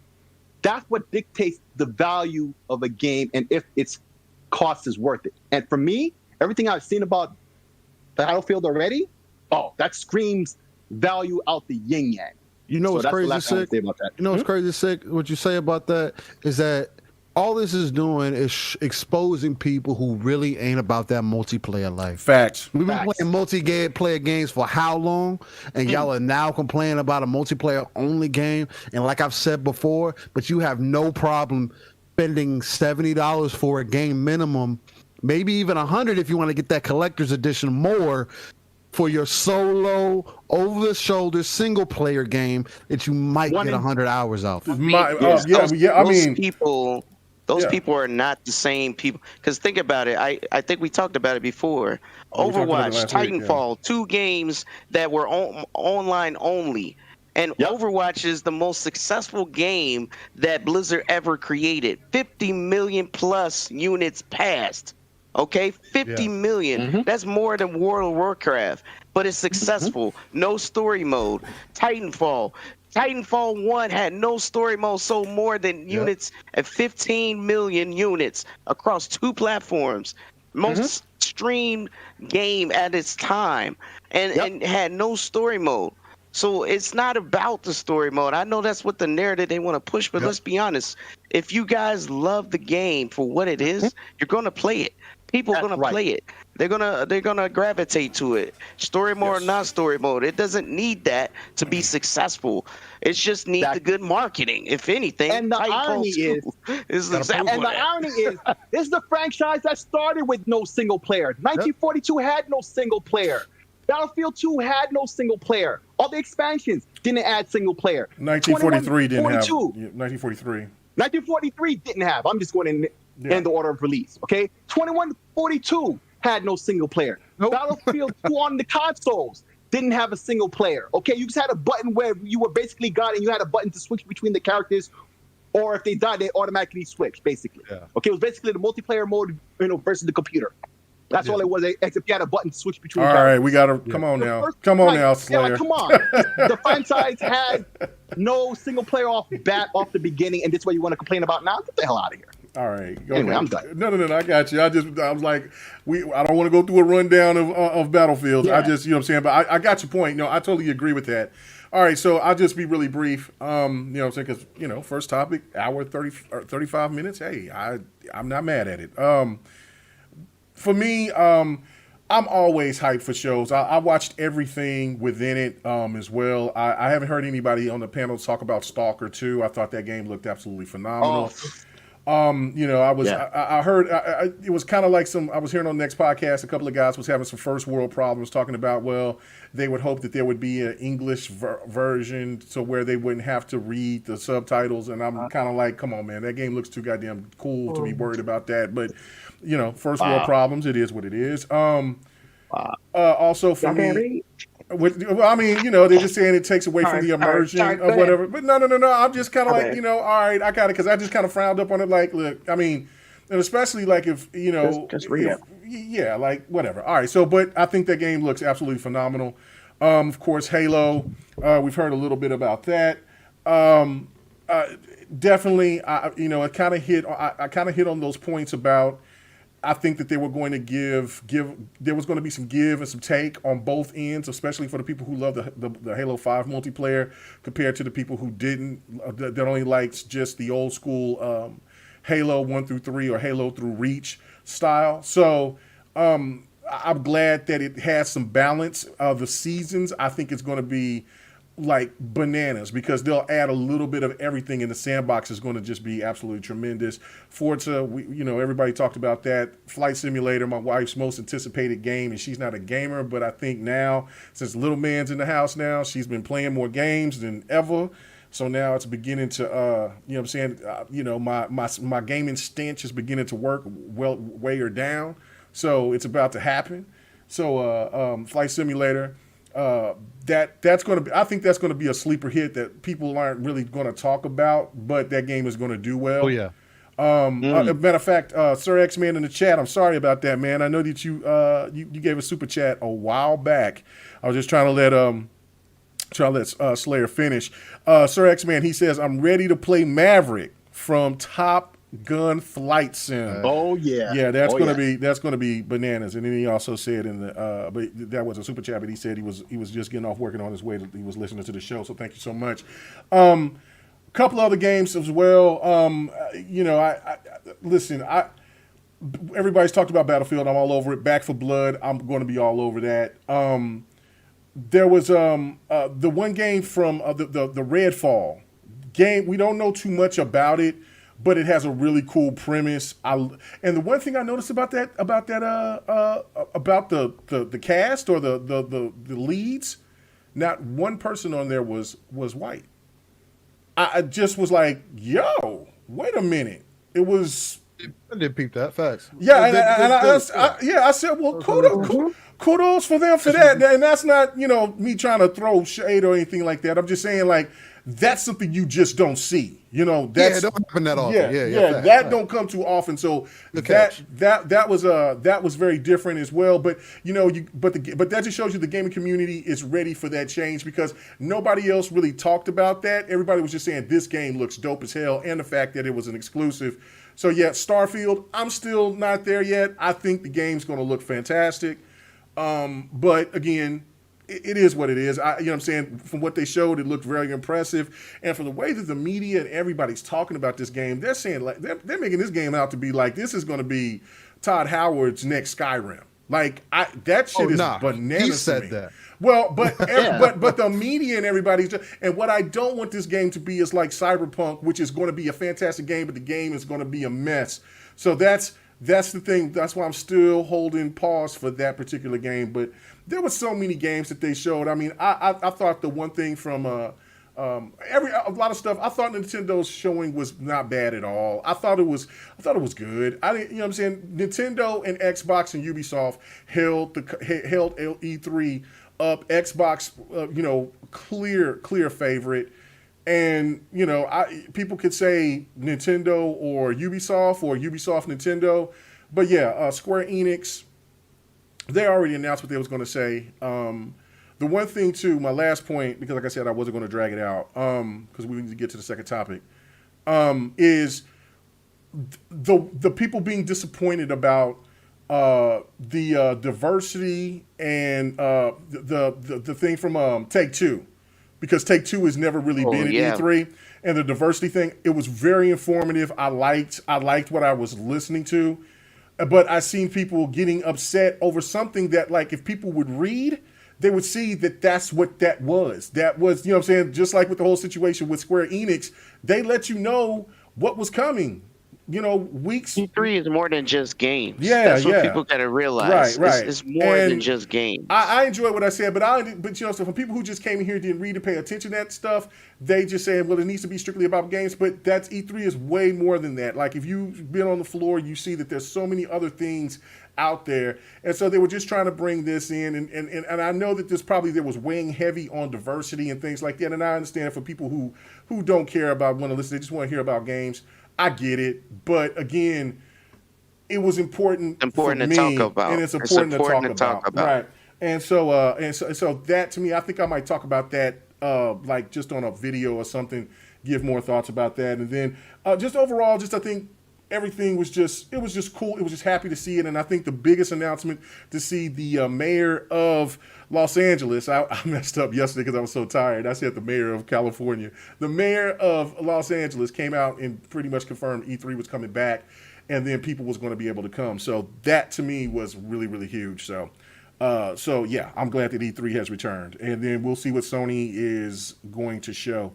My dog is over here looking at me like, man, aren't you going to take me to bed? I will. Wait, sucker, let me get to topic 2. All right. Okay, so the next topic. Okay, Xbox made it clear Starfield and Redfall will be exclusive only to Xbox PC. Why is the gaming media and others still trying to spin that PlayStation could still have the potential to get these games on that platform? Let me go to you straight off of the bat. I haven't heard from you in a while. D, what in the hell is why people still say we don't hear this when you have the PlayStation community, when it came to Spider-Man, when it came to other games that said, like, people didn't even question Final Fantasy VII Remake, even though, or Death Stranding or any other games that was potentially supposed to go to other platforms, and they never do that. So why is it that when Xbox says that they're going to do something and they announce it for the world to hear it, why do people still have this thought that, no, Xbox can't do that? Why is this?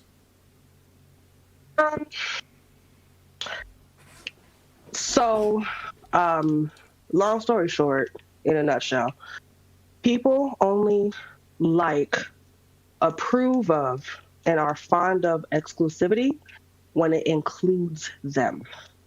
When it does not, that's when it's an issue. Awesome. That's just what it is. We've seen it over the last 7 or 8 years. When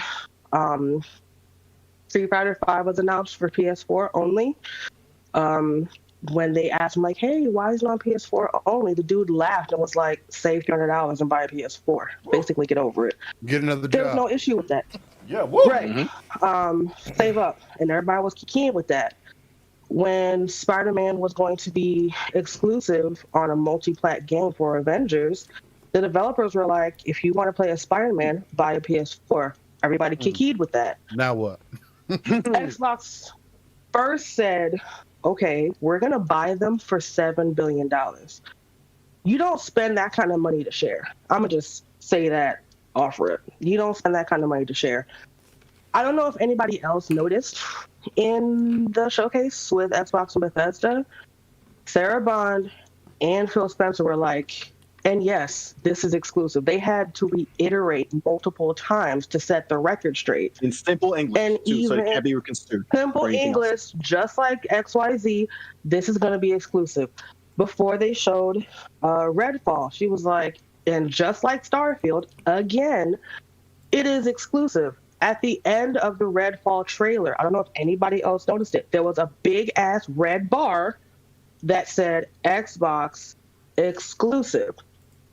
And I was still seeing shit where it's just like, ooh, Starfield could still come. It could still come. It could still come. And I was just like, I don't know if y'all are seeing the same thing I'm seeing, or you're just being plain disrespectful.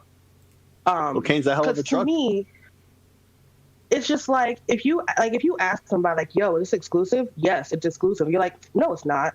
You're basically not respecting the answer they just gave you because you didn't like it. And that's not their problem. Facts. I'm sorry. That just is what it is. You can't be like, yo, is this shit gonna be exclusive? They give you the answer, and then you're making all these articles like, yeah, it might come to PlayStation 5. It might do this. Because I distinctly remember when Xbox had games that were play anywhere titles, if you have it on Xbox, you can play it on PC. The narrative was Xbox has no games. You can play it on PC. But now it's like some games that you want to play either have an Xbox or a PC. What happened to them PCs y'all was talking about? They evaporated. Y'all were saying it's not a big deal because it's on PC. Now the way that you can enjoy it is by having a PC, and all of a sudden nobody has PCs. And it's just like, why is it that it's okay? And I was just saying it earlier in the chat. I'm like, why is it as soon as you praise Xbox, or anything that they're doing, all of a sudden just like, well, it's gonna come to PlayStation, or I'm gonna do that. It's like nobody said anything about that. Just know if you want to play this game, you have to be in the Xbox ecosystem. That might mean on your work computer, that might mean on your tablet, it might be on a console or a PC. But either way, it's not coming to your system of choice. And people have really been on Twitter, like either they're saying they don't like Bethesda, which is overnight, or they're just like, well, I never liked them to begin with. I'm not buying anything. I'm boycotting the entire company. It's just like, but that hurts you more than it hurts them. I don't understand. I don't understand the mentality as far as proclaiming and professing this disdain when you already knew $7 billion.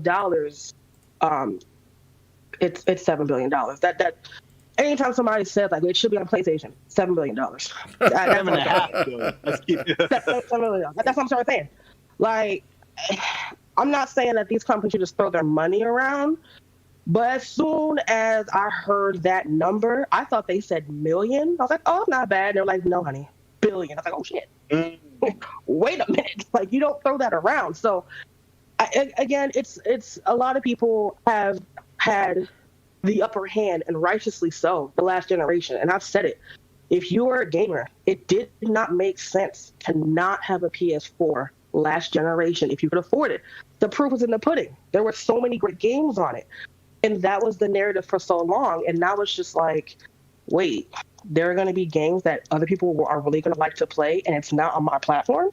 This is blasphemy. Like, and now people are just showing their entire ass and either time out or a nap or something, a change. I don't know what they need, but that's just what it seems like. And I just hope they seek help, because it's not that serious. The same way that y'all are like, oh, yeah, I didn't get a PlayStation. Now people are saying, if you want to play this, you have to get an Xbox. And they're saying it nicely, to be honest. Pete Hines apologized to people who felt left out.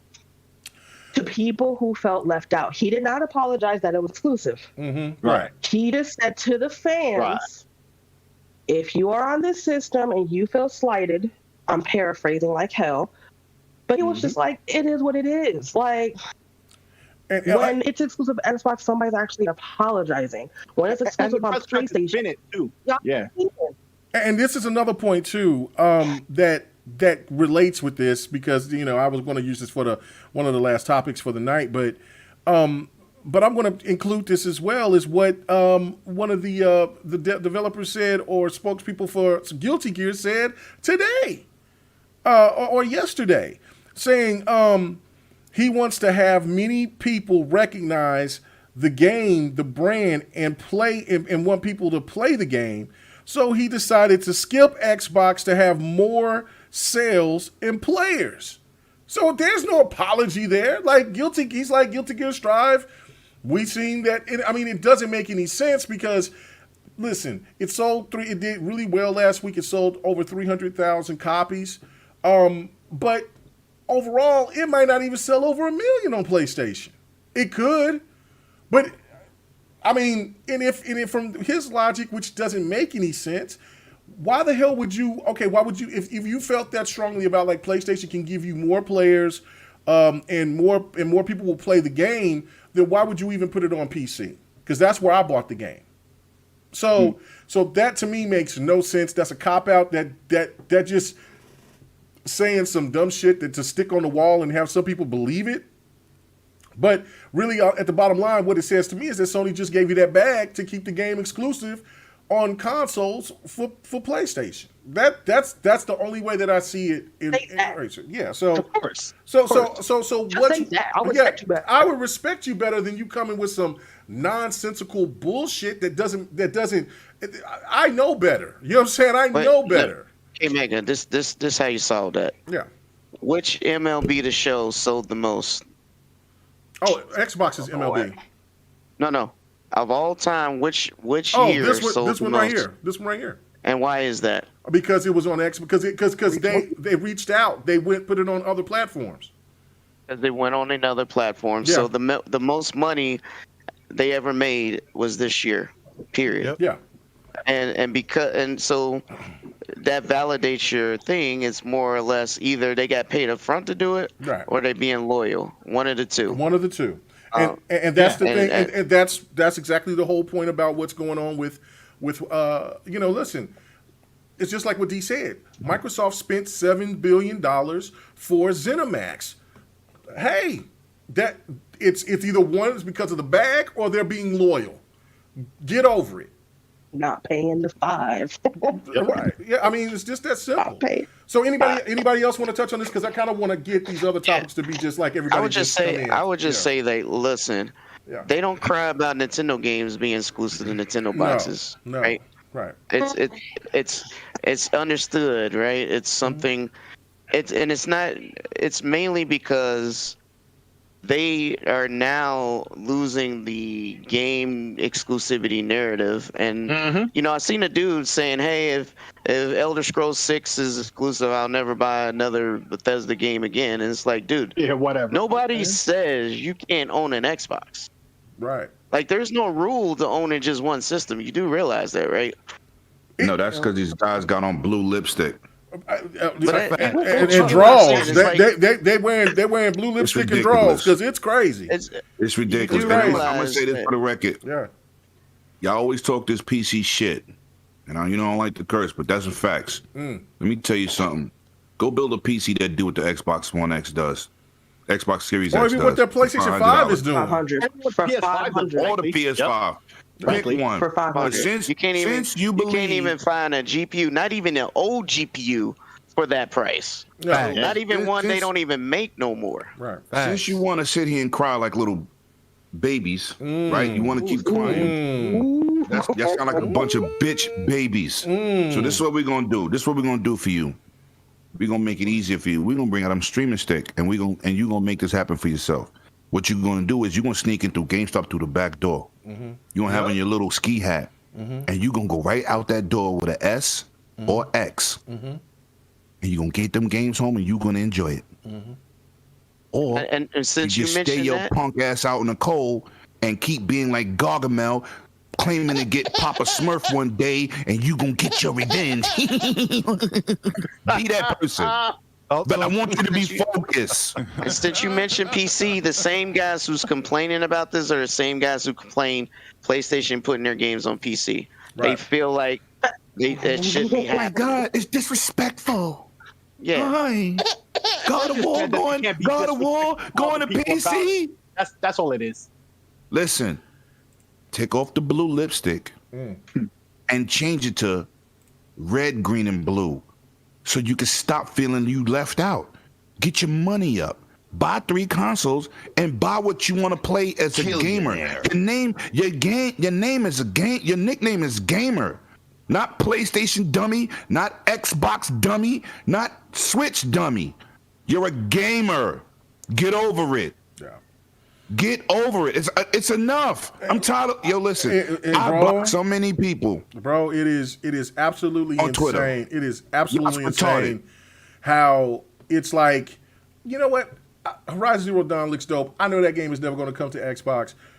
God of War. What you got to do to get it, K-Mega? What you got to do to get it? You got to buy a PlayStation. And I got a PlayStation. And are you mad about that? No, I'm not. Do you got Guilty Gear Strive? Do you got it? Yeah. I know I got it. Oh, yeah, I bought it on my PS5. You bought it on PC. Yeah. We not mad about nothing. You know why? Because we play games. That's right. While you play throwing names and slander around and creating a toxic environment for the gamers who don't give two shits what you think. The one thing that bothers me more than anything about the way that the way the social media and the media acts at times, because there was something I think that Slayer posted where there was somebody on IGN that was trying to dog out Xbox about not having the exclusives right now because Ratchet and Clank and Returnal's up there. Yeah, and dude forgot to put out his sock account, because that just tells you right there how many people are invested into the console war. Because even with the icon to check in everything. Right. You had the icon to check everything. That was legit. And so so to have a staff member come out and try to downplay about what we've heard from certain other YouTubers about how many days that Xbox haven't had an exclusive for their console really kind of makes you think, like, what kind of people are we listening to that's in the big gaming media that we can trust? That, no. You know what we're listening to? It's crazy. Well, I mean, like, how can we trust that if you got that much passion or venom for another gaming company to listen? I have my reserve about PlayStation and what they do, but it's still not going to ever stop me from getting a PlayStation because I bought a PlayStation from day one. I think that the way that they operate is shitty. I think that the way that they lied to the fan base, because I am an owner of PlayStations. I buy from them as well. Nigga, whoa. They lied to me as well. Don't lie. Oh, brother. The SSD? Are you crazy? Oh man, but then they'll tell you when Phil sit there and when he lied and said, you know, about the Xbox One X was going to be having 3D capabilities with the iHerpy machine. It didn't happen. It didn't happen. He was wrong. But you know what? He didn't lie. He changed the game plan. Right. He said, you know what? We're not doing it no more. And you know what? Just because he said it, that don't mean it has to happen. Right. But but hold on. But this is the point right here: is that people held him accountable, and Phil came out there and he explained that things changed. Hey, just like what Master Chief said, what PK was alluding to. The mission's changed. It's just changed. They always. I haven't heard Jim Ryan come out and say the mission has changed on shit. And meanwhile, he does contradict himself all the goddamn time. Right. Like, it doesn't make any sense. I don't know. Still, Rain, I know you want to get into this because, like I'm saying, I want to just have everybody just jump in. But you sound like you're so quiet, like you just want to go in. So go ahead and let us know because you did the giggle. He did the giggle. He's about to act a fool. Throw me the volley again. Throw the volley again. All right. So, Still, Rain. Come on, man. Give us your thoughts about this, man. Let us know. Because I know you've been really quiet. Just you talking about just as far as like Sony, like people complaining about it being exclusive still? Yeah, we're still talking about that. Like, we Starfield and everything? Yeah, about Starfield and everything, yes. I mean, essentially, like y'all have been hitting it out the park, man. Y'all saying the same things I was going to touch on. Right. It's like y'all wanted Xbox to compete, and now you're complaining about them competing. Right. Like D said, Microsoft was willing to make the most expensive purchase in gaming history. Do y'all not understand that? In gaming history, Microsoft has made the biggest purchase while buying Bethesda at $7.5 billion as I put my pinky up. Rain, hold on. They didn't buy Bethesda. I mean, ZeniMax. You're right. You Excuse me. Because you're 100% right. They bought Bethesda's bosses. They bought all the devs. They bought all the tech. Janitors.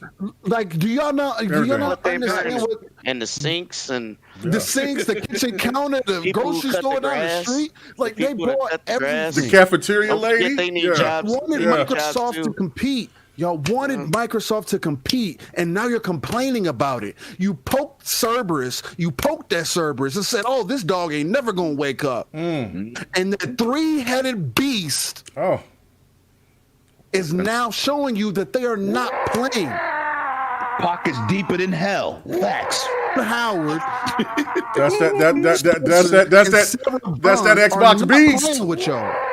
They are not playing with y'all, dog. They are showing you why Game Pass is doing what it's doing. Why exclusives matter. That's what Sony's been showing y'all, right? Mm-hmm. Oh, exclusives matter. You need to have these certain types of games on this side to really make people want to buy your console. Well, guess what? It's not about one singular game or this singular game anymore. It's about our entire service because this is what we're good at. You can pay you can buy all the games you want for $70. But like the homeboy Fortboy Gaming, Fortboy put this analogy out there. Mm-hmm. He said, look, we can say every one of those games, Xbox just announced 30 games, 27 of them that are coming to Game Pass. At those 27 games, let's just say at $30, it's almost $800 for those games in 2 years. In that same amount of time, you're paying less than $300 for Game Pass to have that same access to these games. And y'all are worried about exclusivity? Brother, how many more options of access does Microsoft need to give you? Ray, don't it trip Because you at this out? point, it's not just Xbox. Does it trip you out, Rain, when you got the people that's telling you, I buy my games, I don't rent them, I don't do this, I pay. And Microsoft has proven to you that people are buying more games than they have ever bought before because of Game Pass. Woo! And y'all keep saying, "Oh, you're playing this rental service," but why are people buying more games? Then can you explain that to me? Why are people buying more games? Oh, you can't put two and two together. They're not playing Starfield. Oh shit! Apparently, Man, y'all got the PlayStation fans mad right now. Come on, man, don't be doing that. The same company. But listen, they asked for that smoke. I do it. We're Yeah. responding now. The same You can do company. The same company that holds your exclusives to one console and is now telling you that your PS5 games are actually PS4 games, and not only that, are telling you that those same games are going to come to PC. you did it. Listen, Xbox is being upfront and telling you, look, this is what we're doing. We're giving you 3 to 4 different options to access your games. We're giving you accessibility. Instead of sitting there listening to these people lie to you, bold-facing in your face or whatever the case might be. and ask for more, please.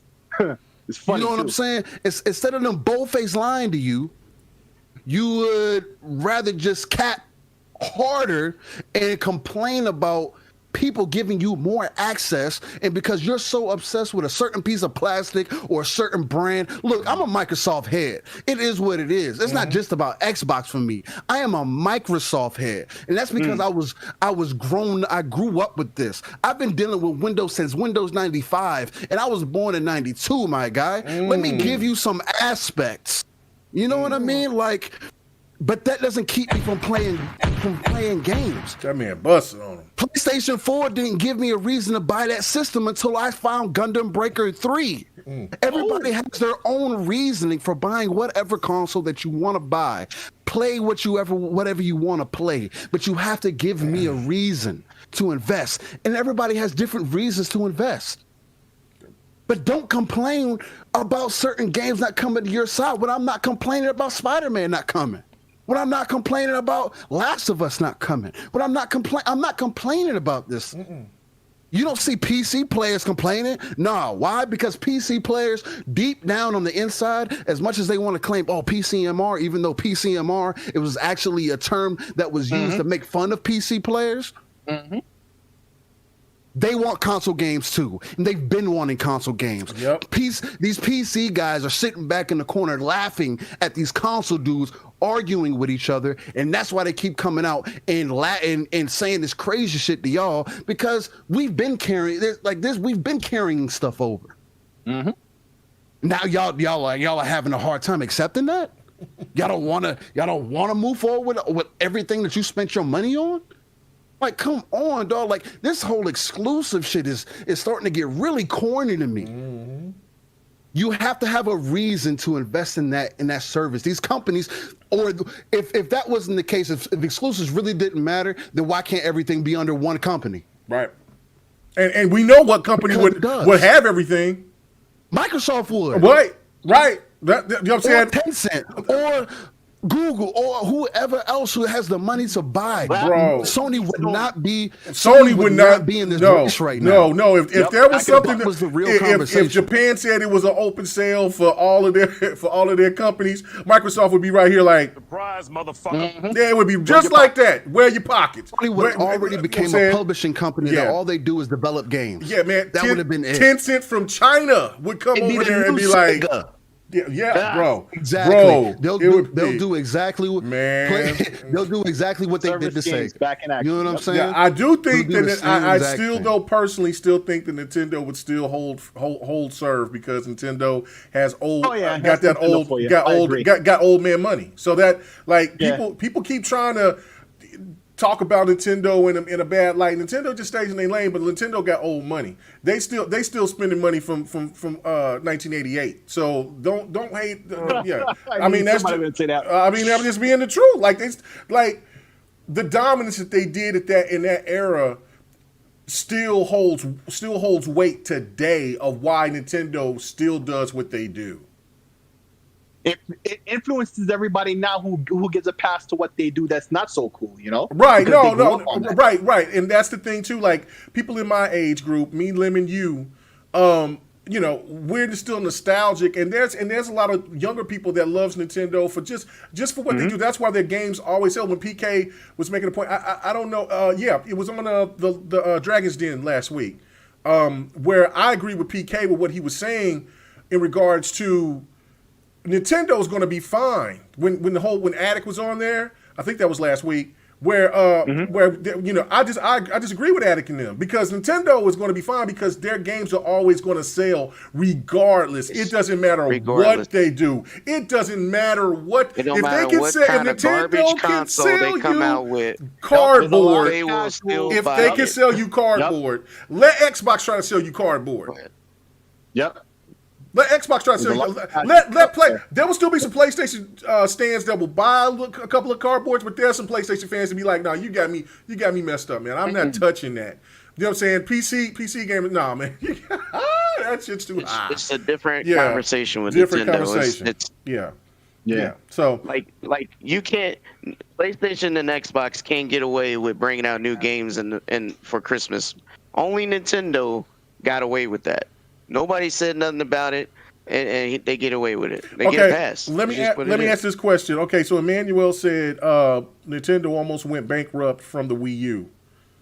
I never heard that. I didn't hear that. They were it was not a successful. No, I know it wasn't successful. Show, but they wasn't going out of business. Nintendo. No, I remember hearing a lot of things about Nintendo owns more than just the right, console. You guys I know know, that, right? But they were losing. They own their own college. They own all kinds of stuff. That's cool, but their stocks and all that. There was a lot of articles about that around that time, man. I mean, right before what's his name died. Iwata or whatever. Like, it was a bad time there. I don't know. Oh, it was a bad time for him, but not, and I'm sure Nintendo owns a lot of things. But so was the GameCube. But then the Wii just that's what I'm saying. All and then situations. That's why I was saying. Let's not forget about the Wii U. Let's not act like that didn't happen. No. That's what somebody was just saying. But they had a bad Virtual Boy. Virtual Boy was bad. They've had three. Super Nintendo wasn't. That's Mario 64. I mean Mario. The Nintendo 64 didn't sell numbers either. Oh, it did. It did well. It did well enough. Wow, 32 million. Always gaming. Hold on. Okay. Lemon. Whoa. Chill. Lemon. This is what you're not putting into perspective. Gaming wasn't at an all-time high like it is now. See, when you say 32 million, that's fine, but 32 million still is a lot of money in the gaming space back then in the 90s. That like back in our era, if you was a gamer, you was a nerd. There was people that getting their ass beat for talking about games and anime back then. Like, you know what I'm saying? Like, I know I used to have to try to watch out a couple of them dudes because, like, they would want to talk about games and stuff. I'm like, cool, because I played games and I watched anime back then, but I played football. So ain't nobody fucking with me, but I play sports. But those little dudes, they would come up there, people be hemming them up, checking them for their pockets and shit. I'm like, man, leave them alone. You know what I'm saying? Yeah. No, he a nerd. He talking about these video games. I don't even know why you mess with these, man. You back off that dude, man. Leave him alone. You know what I'm saying? Get off of him. You know what I'm saying? Yeah. 80s, 90s. Yeah. You come and go out there and try to wear at the time a McCross shirt or a Speed Racer shirt or Powerpuff Girls. Yeah, you was getting talked about. You gonna gonna get it. You gonna get it. And girls wouldn't talk to you. You know what I'm saying? Like, so it's a whole different time. So when you look and you talk about, well, they only sold 32 million. Yeah. That is huge for the industry for right then. Nintendo had three consoles or had a peripheral and three consoles that or two consoles that would have crushed that did the same thing, that stopped Atari from making a comeback, that shut down Sega.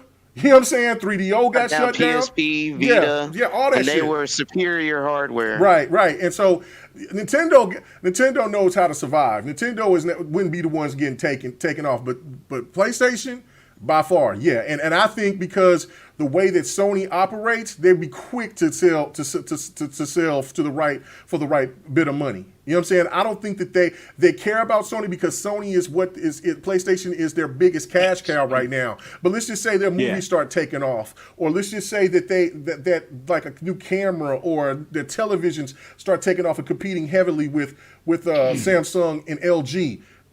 And it overtakes PlayStation. PlayStation is just the cash cow right now. I don't know, but regardless, I know we're going off topic, and I know we got. I want to definitely we have a conversation. Yeah. But I do want to kind of keep things in a good time. No, I feel. Yeah. So, is there another package? Mm-hmm. Oh, damn! They sent that package late. Right as he say that. Okay. All right. Anyway, it's my wires from what's called. Let me see which wires these are. I know I'm over here letting people know what I got. Really? Look at them. Okay. Oh yeah, it's my Elgato wires. Yeah, let's go. It's your wires you're gonna hang from the ceiling. With your sexual page I'll be having. Ooh. Yeah, Lemon was listening to me. Me and don't want no mental pictures. Lemon was listening to me and the wife talk last night. No, you know I don't want to talk about that. I don't want to hear this again.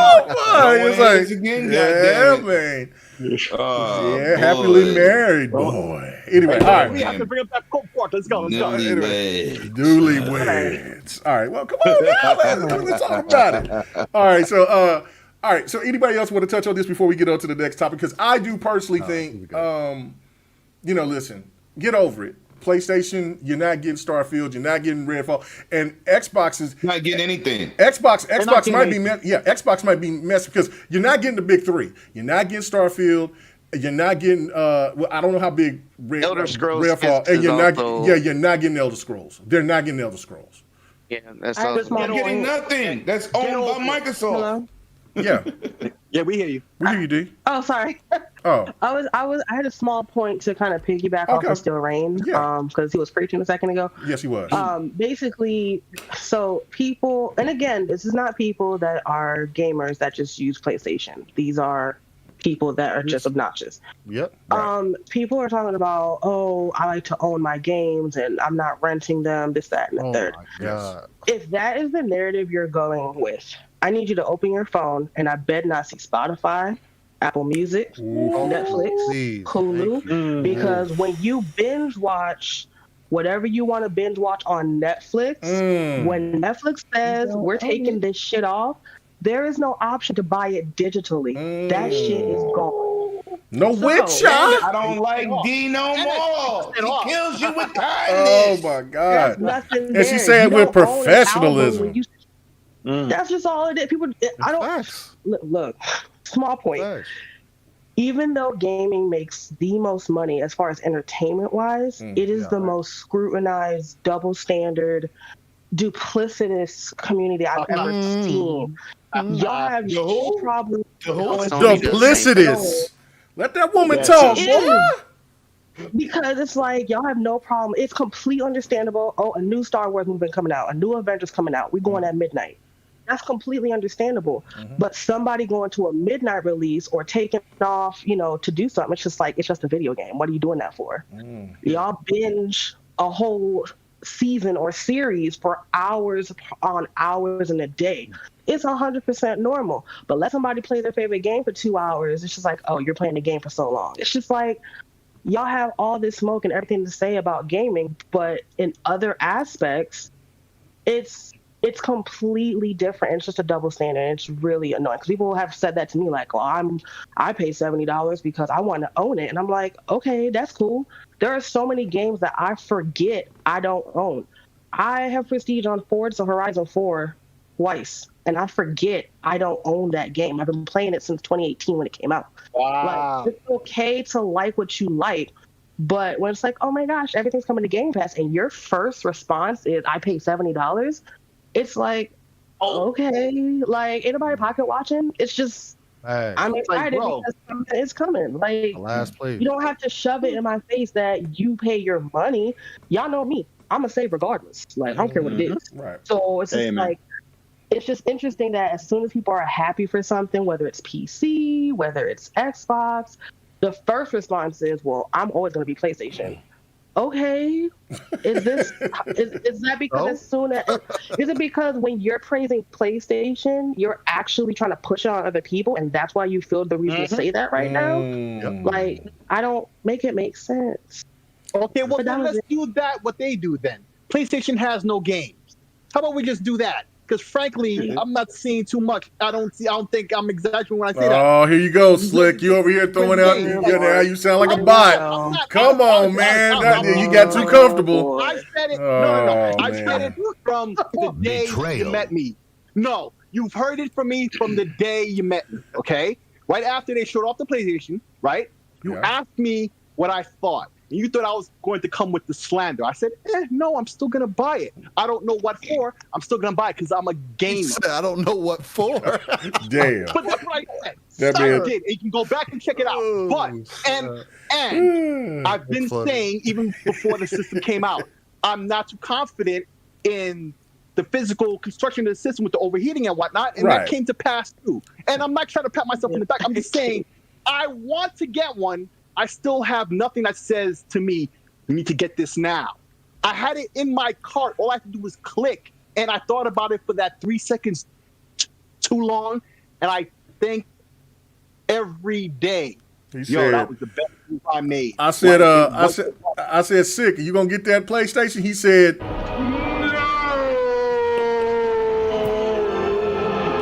That's a goddamn shame, bro. Come on, man.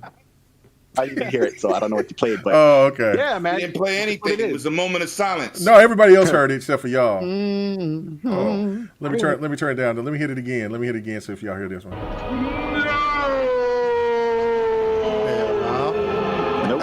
Y'all didn't hear it? Y'all didn't hear it? Nope. Nah. Damn. We hearing your other stuff. Heard it, though. The stream heard it, though. Yeah, the stream heard it because they heard The it. thing about it is, How many more topics we got left? We got two more, so that's what I'm saying. So that's what you know. What I'm saying maybe just one more, but we got to get to it. But you know what I'm saying because Slayer's finna fanboy out. He's gonna lose the crowd. But I'm trying to make a point is it's like I got to get rushed at the end. So okay. All right. Anyway, my man. All right. So I saw Halo at the E3 press conference, and I was moist. Whoa, Lord. Had to change my Depends underwear. Okay, all right. And I ain't mad because I was happy. Why you mad? You ain't see nothing. Hey. Oh, man. Boy, that boy sounded like he was dancing while he was saying that. I was picking my couch. Yay. Hey. Right. So let me go here. I do want to talk about Platinum Games really fast. Well, no. Let me. I want to talk about Platinum Games, but who's that? You're asking for Platinum Games? No. Okay. Quickly, I just want to say this. I just want to read this, and y'all don't have to say nothing, but I do want to read this because I find this to be really interesting. It is going to be pretty funny, but I got to get to it first. Oh, come on, man! I hate when I do that and I lose something. Because it was pretty deep. Hold on, let me do this slow. Late night. Platinum Games. Jones. The people who make Babylon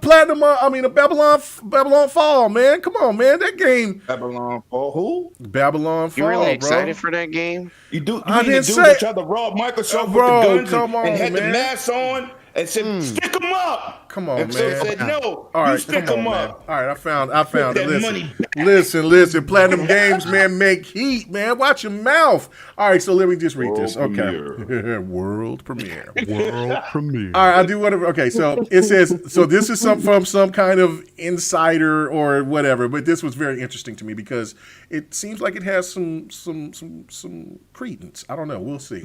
Some validity. Let's go. All right, so I don't believe the gaming community understands the poor position that Platinum Games is actually in. Right now, all of their major games are in development hell. Nothing is getting done.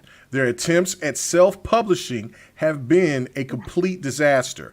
Re-releasing what was that? Wonderful 101 costs more than what their Kickstarter brought on. What they're trying to do is stay independent, which basically means not being acquired by Nintendo.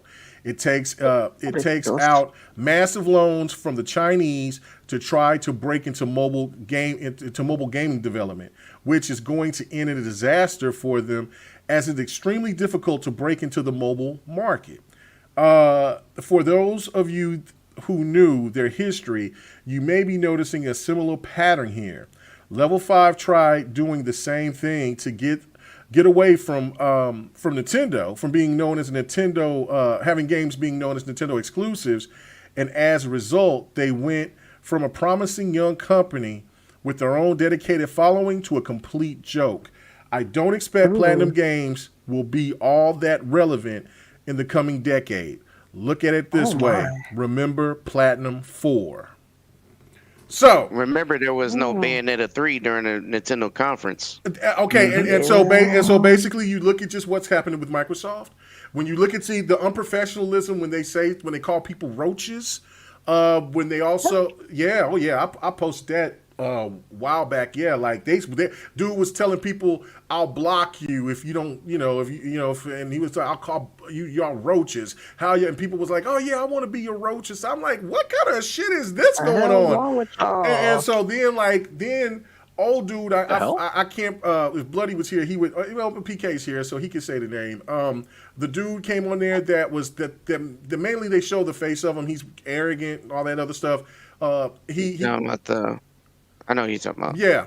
He comes out, he's lit, they drinking, and he's talking about Microsoft. Why don't you go ahead and let us do that Scalebound again? After putting Scalebound through development hell, I'm hearing rumors about the damn dragons doing the moonwalk at their reveal, and that's why Microsoft had to shut it down, because they just, dude said that he was having a nervous breakdown, all types of things happened, and all of a sudden Nier Automata comes out and is a major success, and then all these other games start coming out. I don't know. But when they did the Kickstarter, I was pretty much done.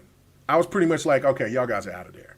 Because I didn't like it when Sony got on stage and did it with Shenmue 3. And when you play Shenmue 3, you realize PlayStation did that guy wrong.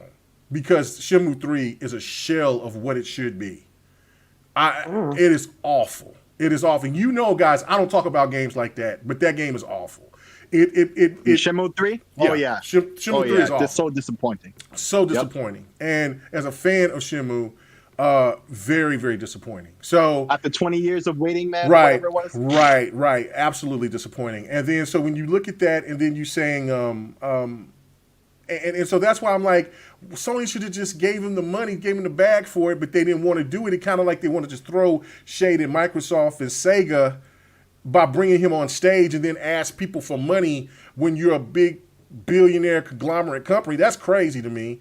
And then when you see Platinum Games, who just got the bag from Microsoft, and then they got critically acclaimed games with, for that previous year, and then they charge people for this money to make a Wonderful 101, I was done. I was actually done. And listen, I don't know if this is true or not, because you can't believe everything that you read, but all I'm just going to ask everybody, and just a simple, quick answer, do you guys think that this is accurate? Here's the thing about it. Mm-hmm. We know enough things about. Well, that's not a yes or no, but that's okay. Well, here's the thing. Yes, it could be. I'm 50-50 on it, right? Because some validity to it. Sure. There's validity to it because we know a lot of the behind the scenes things, but we've seen a lot of fake things where they take what people know to make something that sounds real. Mm-hmm. But if I had to pick one or the other, I think this is real. Okay. Anybody else? Y'all think it's real? You think it's fake? Yeah, so they were working on Bayonetta 3 before Babylon Fall, and that was not revealed at Nintendo's conference or Direct. Mm-hmm. There is no video showing any pictures of the development cycle, and it's a Switch exclusive, right? Mm-hmm. Switch is at its end of its life now. So what's up? Yeah, no way. Yeah. That's right. Yep. I've been right. saying. Yeah, you're absolutely right. All right, I just wanted to throw that out there. I didn't want to go. I didn't even when I brought it up. I didn't want to dwell on Babylon it either Fall because doesn't look that great. I'm sorry, it just doesn't. It doesn't. Yeah, No, it needs doesn't. it needs look, work, look a little bro. ashy. No, you know what I'm saying? it needs somebody to go in It looks and dunk dated. it, bless it, Well, put it in. You know what I mean? For them to come out and say, "Oh, that's just we wanted to go for an oil paint kind of style look to the game." That's not a good enough excuse, dog. Like, Yeah, your Astro Chain looks better than Babylon Fall, and that's an older Switch title. Right.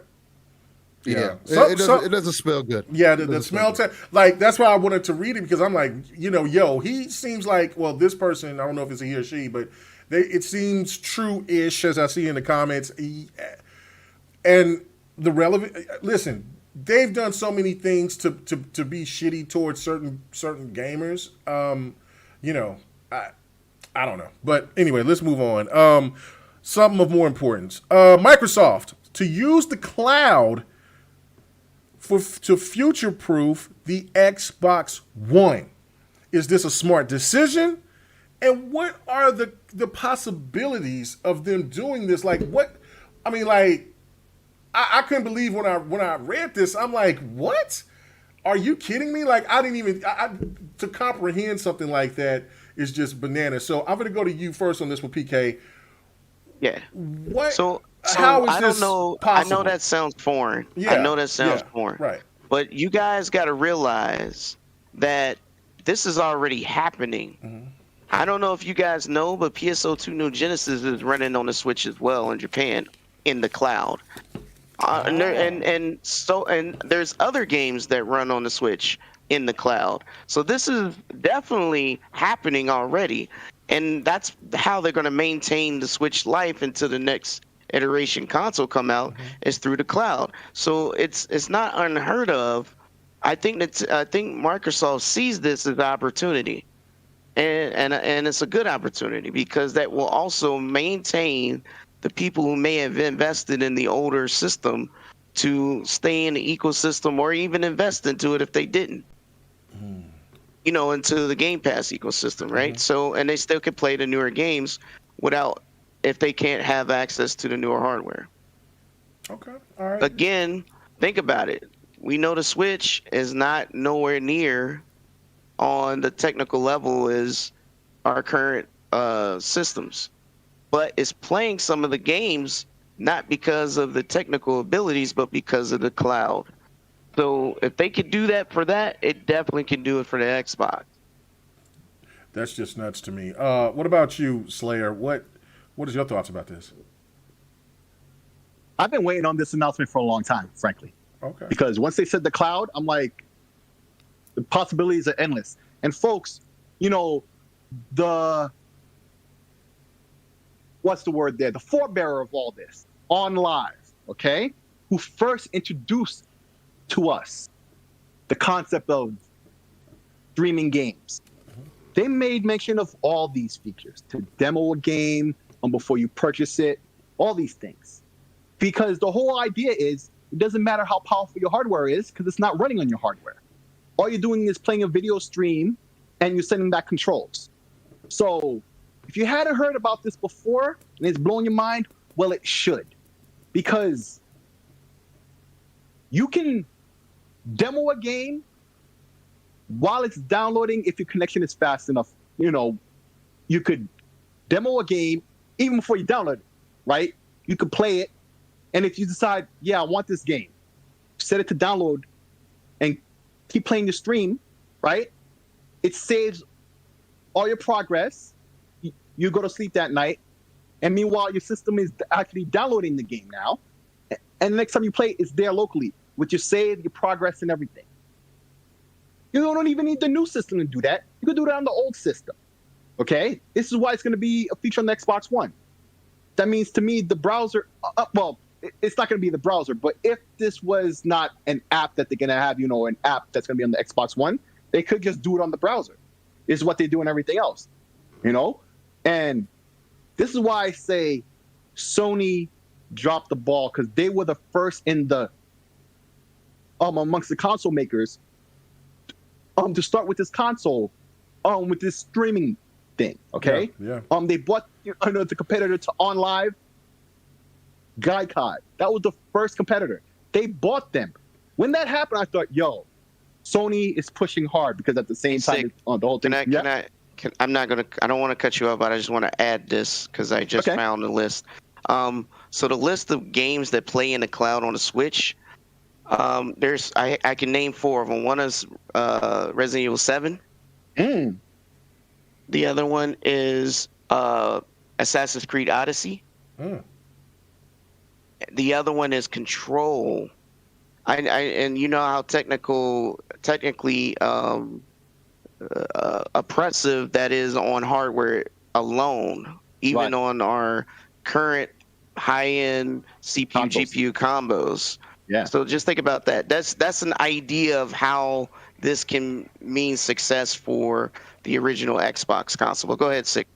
Yeah, and also when you say that, see, it works so well in Japan, and this is also why the netcode is crap when it comes to fighting game, because they're just a bunch of little islands. It's right there. It's the same time zone and everything.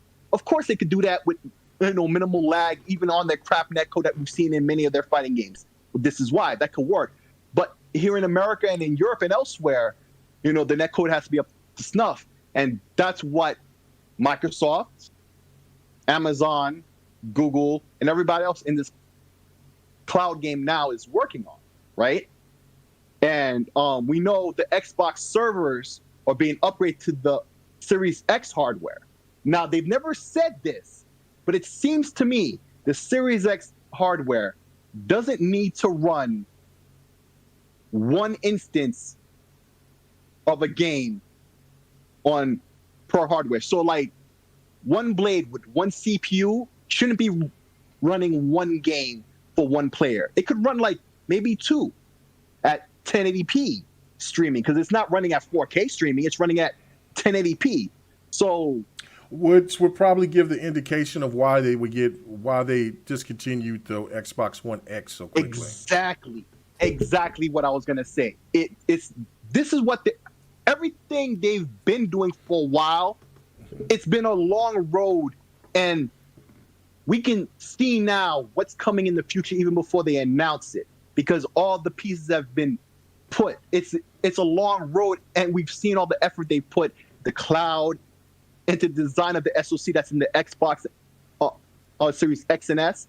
It's all a cohesive ecosystem that they've been working on, and now is when they're starting to recoup all those efforts that they've put into buying developers and everything. It's just a whole big thing, and and the cloud aspect. A lot of people don't want to use that as their primary, but you don't have to. It's a also ran. And if people can still boot up their Xbox One S or OG Xbox, then they're still not going to know the difference, because as long as the game runs and they don't have to go and buy a Series S or X at this time, then it shouldn't matter to them whatsoever about if it's running off the cloud or not, because because it really, if people aren't really looking for it, as long as the games work still, that's all they care about, you would think. And it's especially important now when it's hard to get consoles. Right. Okay. Okay. So, all right. It's great. All right, great point. All right, so let me go to you, Steel Rain, on this one. Yeah. Give me your expertise on this. I mean, you guys are tech guys. You guys know a lot more than I do about this, but I mean, it sounds pretty spectacular. I mean, it goes back to thinking when they put that billboard up saying that Xbox One was built to beta test for the future. This is kind of the thing that I'm thinking right now because of what they're doing now. Every Xbox does that. Yeah. Yeah. I mean, it would kind of hold a lot of credence to why they really are looking forward to getting those Series X server blades up, right? To get more access, to get the better hardware in there, to be able to stream those games to you at a higher quality, and also with better performance, lower latency. Again, I feel like that's another reason why Microsoft acquired ZeniMax, is because of the whole Orion hardware, software, I should say, more so. making it, cutting down the input latency and everything else, because ZeniMax already was working towards a similar solution. So we see that that's something that multiple companies are thinking about already, or we're working towards already. My biggest thing for it though is, as great as the idea is, and as great as I think it will be in the future, I believe we're still almost a decade away, unless it becomes extremely more prevalent, of it being a mainstay type of thing. Honestly, I just do a little bit of research, and I believe it's less than that. And I believe I brought it up before, where the majority of people that just in the U.S. are dealing with 40 megabytes of download speed, and that's not the greatest if you're streaming games all the time. Again, it's one of those things to where it's good if you're playing a lot of single player games or whatever the case might be on down the road. But as we get further and further down the road and more multiplayers are introduced, co-op based games are introduced, as we've seen that Microsoft is especially introducing, it seems like, there used to be such a stigma against co-op games and everything. And now there's just a slew of different types of co-op based games, multiplayer games coming out now, where your input latency and those things really matter. So it's like, this whole push forward is going to be very beneficial if they can really get more use out of the current hardware that's already established within the different communities, or just within the masses. That's essentially letting anybody say, well, let me just go get any kind of Xbox console so I can play whatever game that I want to play through a streaming service. But you still have to have good internet to back that up. I think, I believe I've said something like this before too, to where it's extremely beneficial in the East, to where they take their whole internet services and everything very seriously. Again, they're always on the go. They're the first ones to get those upgrades and everything. So it's going to be a huge play in the East before it's a huge play in the West. And I feel like that's more so the bigger play in mind anyway. The fact that they know that that's what's going on. They know that they have all these mobile players, all these players that are on the go, all these people that are constantly streaming or whatever the case might be on that side of the world. And that's where you're going to get your more so of your next majority of gamers, right? They say there's 3 billion gamers out there, and we, just in our space alone, maybe touch 300 million between consoles and PC by itself. So there's so much more room out there to be left out there, including you include mobile gaming, and now Nvidia is doing the same type of thing with the Shield and everything, introducing more streaming options.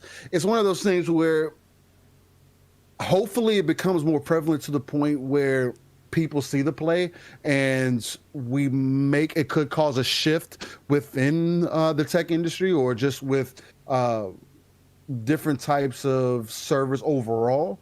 Again, we see Microsoft making those investments. We see Amazon making those investments, and they're the two that have the biggest farms for those types of things. So, I mean, that's more so, I guess that's more so my perspective on it as of right now. I see it as being a huge benefit for us as hardcore gamers, but at the same time, we're still going to want the hardware. You know what I mean? The newer hardware, the updated hardware, I want to piggyback off of Steel Ring when he's done. The more quote unquote powerful hardware. And that's just me going off the top of the dome, whatever the case might be. There's a lot of potential that's left in it.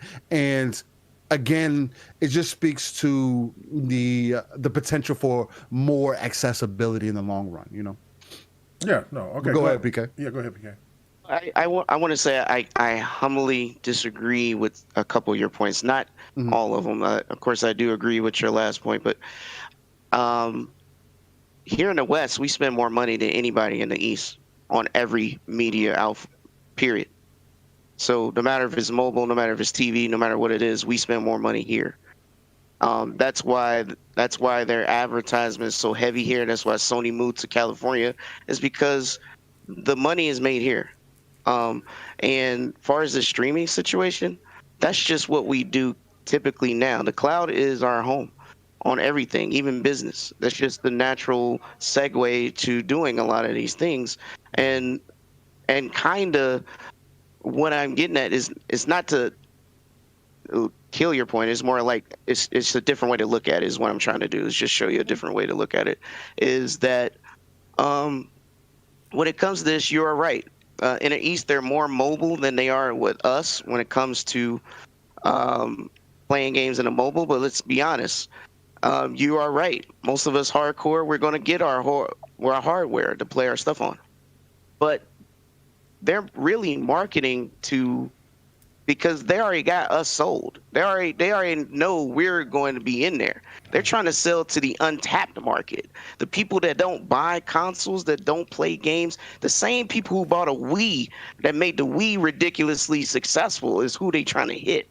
And those people have TVs. They're sitting at home that don't have a console controller, etc., or just play on their iPad or their tablet or whatever it is, and they might play Facebook games, right? Mm-hmm. Or companies that have a rec center but don't really want to put a console in the rec center because, you know, of possible theft. Right. You know, the point is they're marketing to all these possibilities that's outside of our normal gaming habit. And that's what I'm getting at. It's not that we won't use it, but when he said billions, he's not talking about you and me. You and me 100%. Are sold. Yeah, and he's not talking about Japan, because they don't spend money either.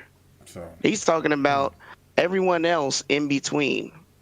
You know what I mean? And Amazon and Google see that same opportunity. I mean, why would Apple get into the streaming market, right? Because they know it's untapped resources there. It's untapped possibilities of making that revenue. And I know you know this, so please don't take me the wrong way, you don't want to know that. But I'm just stating that us here in America, we spend money on stuff regardless if we want it, need it, or anything. We just spend money on it. I mean, remember.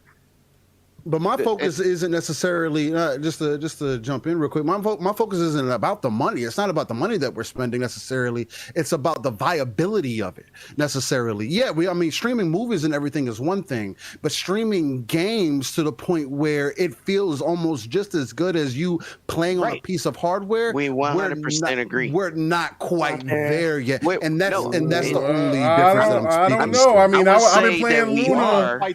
I was playing Luna. And xCloud, we're closer than what a lot of people weren't expecting what we in some spaces, but we're also paying for a high class internet or whatever the case might be. Wait, let's just back up because 5G is now and a lot of times faster than home internet. And everybody's going to have to have 5G. That's what Verizon was talking about. At E3 is trying to brag about their 5G, but I mean, everyone's gonna have 5G at a minimum is going like 200 down, bro. But at the very minimum, I just want to touch on that.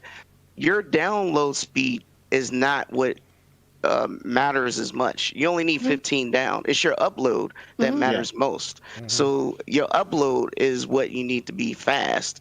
So at the end of the day. And that's just far as playing games online. I mean, obviously streaming, you need more bandwidth, but I'm speaking in general, like 5G is killing that easily. And we're not even talking about 6G that they're messing around with.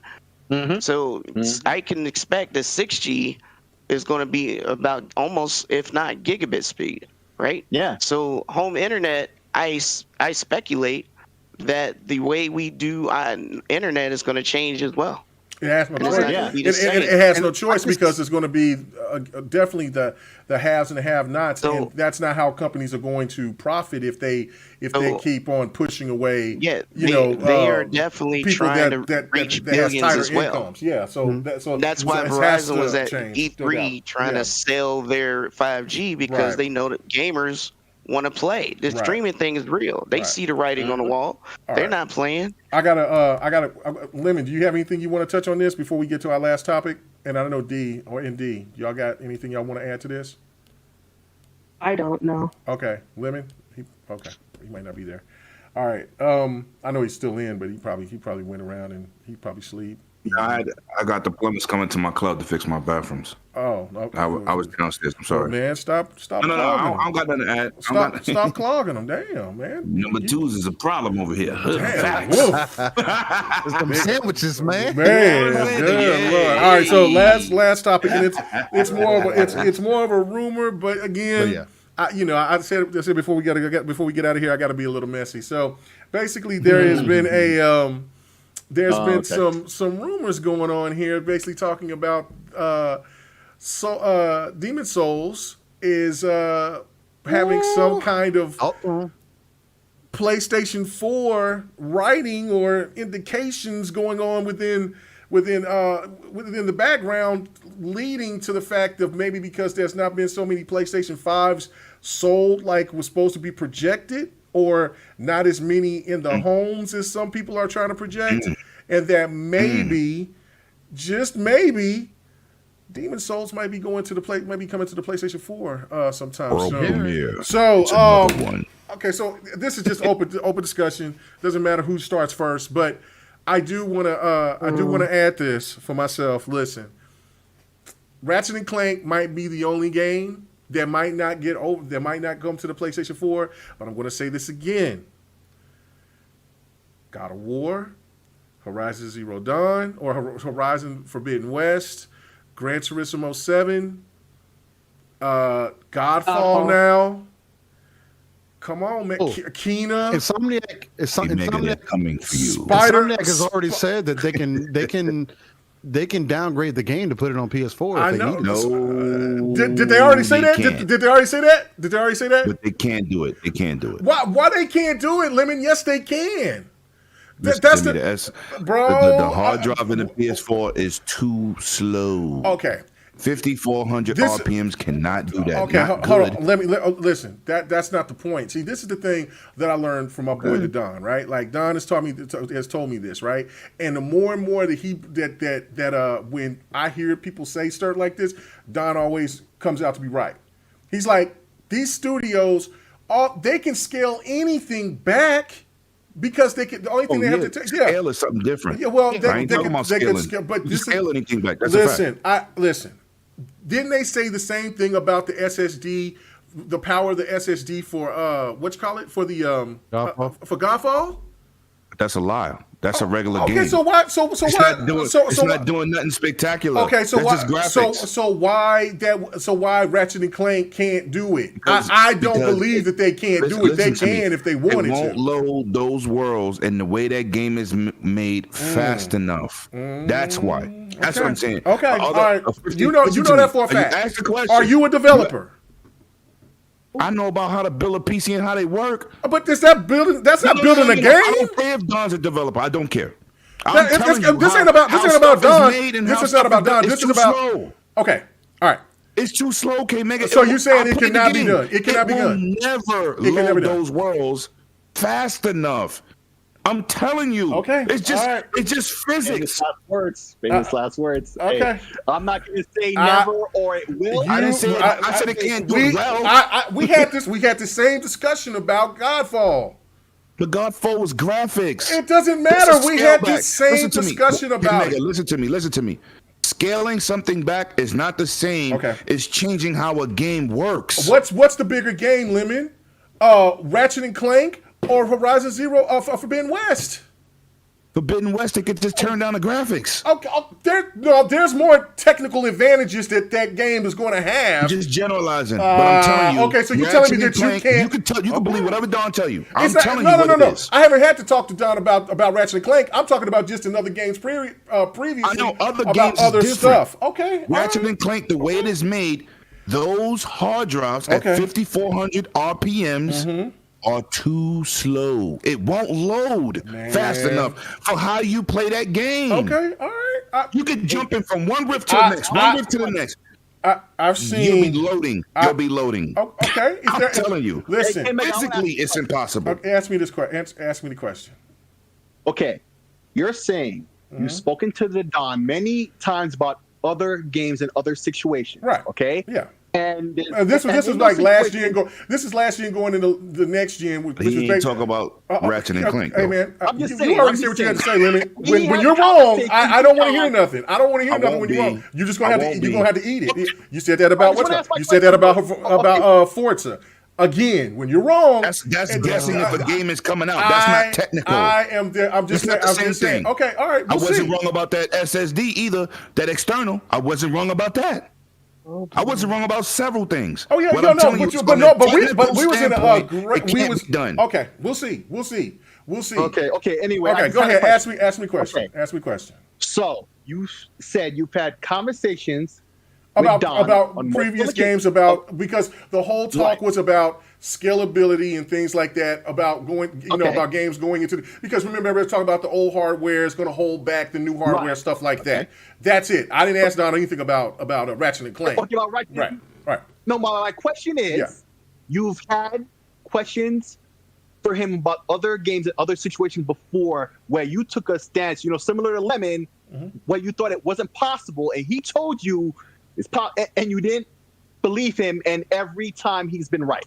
No. I didn't say I believed him or didn't believe him. I just asked because I'm kind of like, this doesn't make any sense to me because if you look at a game like Battlefield 4 that was on older hardware, it still ran. It still was a better enhanced game on the PlayStation 4 and on the Xbox One. So that just doesn't make sense to me. But I needed some clarification because it just didn't seem right to me. Like because I'm like, it can't be done. Well, all I'm gonna say is I see what Lemon is saying, and that's my initial thought too. Right. No, I get what Lemon is saying. We've seen this gaming industry so many times do things we think that's not possible. Right. But on top of that, Ratchet and Clank, right? Because we've seen many games on the PS5 before, and this is not slang, it's facts. When people keep interrupting when I say something about PS5, there's been many games that don't load faster compared to the Series X, and some that do, but some that do by a lot, and some that do by like milliseconds or a little bit of a second. Okay, it barely made a difference, right? But Ratchet and Clank is made a certain type of way. I could understand that, but at the same time, we've seen similar things in Titanfall and other games. So I'm not going to say it is or isn't, but I would not be so surprised. Right. That's somehow possible. That's all I'm saying. I don't think it is either. Okay. But hey, that's all I'm going to say on that. Well, that's why. That's why I said two times in a loading situation, and the PlayStation 4 is going to throw up. I'm telling you, they can't do it. It's too slow. And you could be right, but the point of the matter is because that that's the way the game is made, K-Mega. That's all I said. Because what it's doing in game. I get that, but then it's just like what somebody else is in the chat saying. It's just like you can preload the teleporting. It's not. Listen, remember. Really? Hold on. Obviously didn't play the game. Hold on. Wait a minute. Because people are saying. game. Listen, people are saying the same thing. PlayStation fans were saying the same thing about Medium and how that game. Because I seen other content creators showing different things that kind of related to what Medium was doing, even though it wasn't the same thing. Just trying to make their point, like Medium isn't that type of game that where because that type of game could also be played on older hardware, which Xbox said it can, and the people said it can. So. That's the whole point. If Ratchet and Clank is like that, fine. I'll take the word for it, but I'll take the word of Insomniac because they built it for that SSD and what is the gameplay. That's what I'm saying. But I got that. But the thing to me, scalability is completely different. I get that, but the point of the matter is, Lemon, I don't put anything past Sony, especially when the situation is at hand, when they want to generate more money. Now, listen, if this game is selling gangbusters, we probably won't ever see it come to PlayStation 4. But if that game is not there, I think with everything that I believe in, that game will come to the PlayStation 4. That's what I'm saying. Just the whole sense, you got more things going on with these other bigger titles. This is different.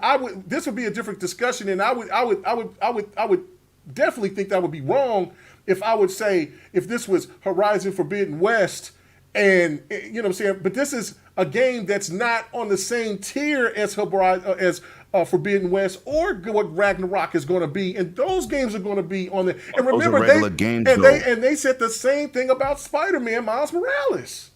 But that's a lie. We know that's a lie. It didn't do nothing special. They just made a game with special graphics. What I'm telling you is, all right, look. Prime example. Yeah. Prime example. Base PlayStation 4, base Xbox. Do you see how Cyberpunk 2044, 2077 is running? That's example. Okay. That was built for next gen. Do you see how it performs? It still runs like crap. No, it's too much for the hardware. If they for can't what? You talking about for the older games, or are you talking about for the newer stuff? For the older systems. Okay. If they can't load that city properly, you know them hard drives are too slow for Ratchet and Clank. They can't even load. It runs at 20 frames a second. Come on. It's listen, too much. Okay, we'll see. It might not ever come, and we might not ever keep. All I know is, but I ain't putting them past Sony. We have all played games long enough to know not to put our flag in the ground one way or the other on something like this. Like I said, I could be wrong, but I'm not putting anything past it because listen, I kind of don't think so, but who knows? But yeah, that's what I'm saying. You're certain that it won't play. If it happens, it is what it is, but it don't matter. You want to load every time you can't preload it the way the game is made. That's why I said Homeboy didn't play it. You can't. The rips happen, you jump to the wall. Another rip, you choose where you want to go. And it loads instantly. Those hard drives scientifically can't do that. They're too slow. Will it be able to load a level after 45 seconds? Yeah, but it would take away from the gameplay. It can't be done. They're not fast enough. Even Jazzy Noop is saying. Jazzy Noop, right. Yeah, Jazzy Noop saying if you have smart preferencing or whatever, he says you can get around it. Like that's the thing I keep hearing from other people. Is just saying, y'all just want to try to make it look like it's coming. No, it's not nothing about. No. It's not about. Go ahead. Hold on. Yes. I'm sorry. Yes, D. Go ahead, please. No shade, because I'm listening to both of y'all go back and forth. No shade, but y'all are just saying it's two sides of the same coin. Right. And I think you both are right. Thank and you. The reason why I'm talking about one game, D. I'm talking about one game, not other games. No. Let me finish though. Let me tell my story. The reason why I say you're both right and you're two sides of the same coin is because you both are following logic. All right. Omega is correct because in logic form, because the past behavioral pattern of Sony is that a game comes to the PS5, it is sold as PS5 only, the game releases only for it to be announced that it's coming to PS4. So basically, he's following the pattern. If it happened before, you already did it with X amount of games, it can happen again. The only two games that I know of that are PS5 only are Returnal and Ratchet & Clank. Everything else, as far as I'm aware of, with the exception, I think, of Destruction and maybe Medieval, has been PS5.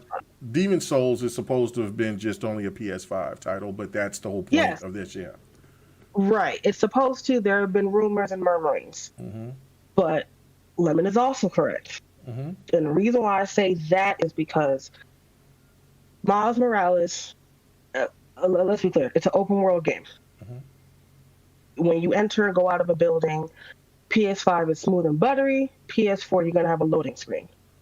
The way Ratchet & Clank is set up, and I remember when they first showed it, my mind just melted because I was just like, how the hell is he putting his cute little grappling hook and next thing you know, a whole new world has loaded. Mm-hmm. You have to have the faster storage to do that so smoothly. Right. Now, if you put that on a PS4, every time he uses a little grappling hook, you're going to see an insignia on the bottom that says loading because the PS4 cannot handle doing it so smoothly without, stuttering. Now, do I think they should put Ratchet & Clank on PS4? I don't, because I think the way Insomniac made that game, the experience that they want the player to have can only be experienced on PS5. However, money. At the end of the day, money. Like, that's it. Money. Yeah. If it's going to be worth it to them to port it down, right? Yeah, they're going to The game port is it going to get down. destroyed if they try to. It will. No, it won't. It is. It will. It's going to get destroyed. No, it would not get Community's gonna destroyed hate because this people game. will still buy it. Right. Yeah, did you see what happened to Cyberpunk 2077? Yes. Trying to force something on a You've console seen it that it can't that do. cannot handle, and that's what It's I'm going to saying. get destroyed. What you're saying is correct. It's going to get destroyed and all that, but that doesn't mean they're not going to attempt it. I personally think at some point they may attempt it because money is green and they like money. Also, the fact of the matter is, like I said in the previous podcast, when the PS5 was coming out, we didn't know about coronavirus. We didn't know about the chip shortage. There are thousands, if I'm not mistaken, of PS5s collecting dust. 25%. That's a horrible. There's a horrible attachment rate. Damn, is that many? means there's 25% of PS5 sold. They're not getting that. Not only do they have to put the $70 to make it up, but now nobody's paying the $70 because the only way you can play a PS5 game is by having the system, and you cannot get the system. But there are millions of PS4s. What's the financial logic there? You got to figure something out. So I don't think it's going to be instantaneous. I don't think it's gonna. Should it be done? I don't think so. Can they figure out when there's a will and there's money? There's a way. There's a way. Right. So Right. I think you both are right. I think K Mega is following the behavioral pattern of what Sony is doing.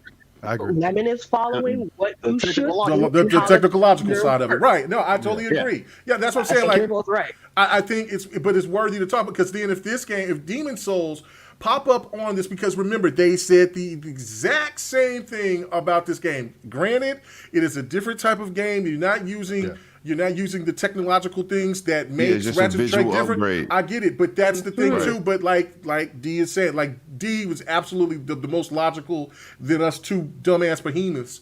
Because we was butting heads and I liked it and I was enjoying it and you was enjoying it and I'm like, yes, but she was the voice of reason and she's absolutely right. That's the one thing that I keep going back to. If they make enough money, they won't do it because they've already hit their quota. If they don't, I just have a feeling like it's one of those things where they just like, man, look, we have to figure something out so we can sit there and get more revenue. And yes, the game would get killed. But do you think the PlayStation fans care? Oh no, they'll care because they cared about Cyberpunk.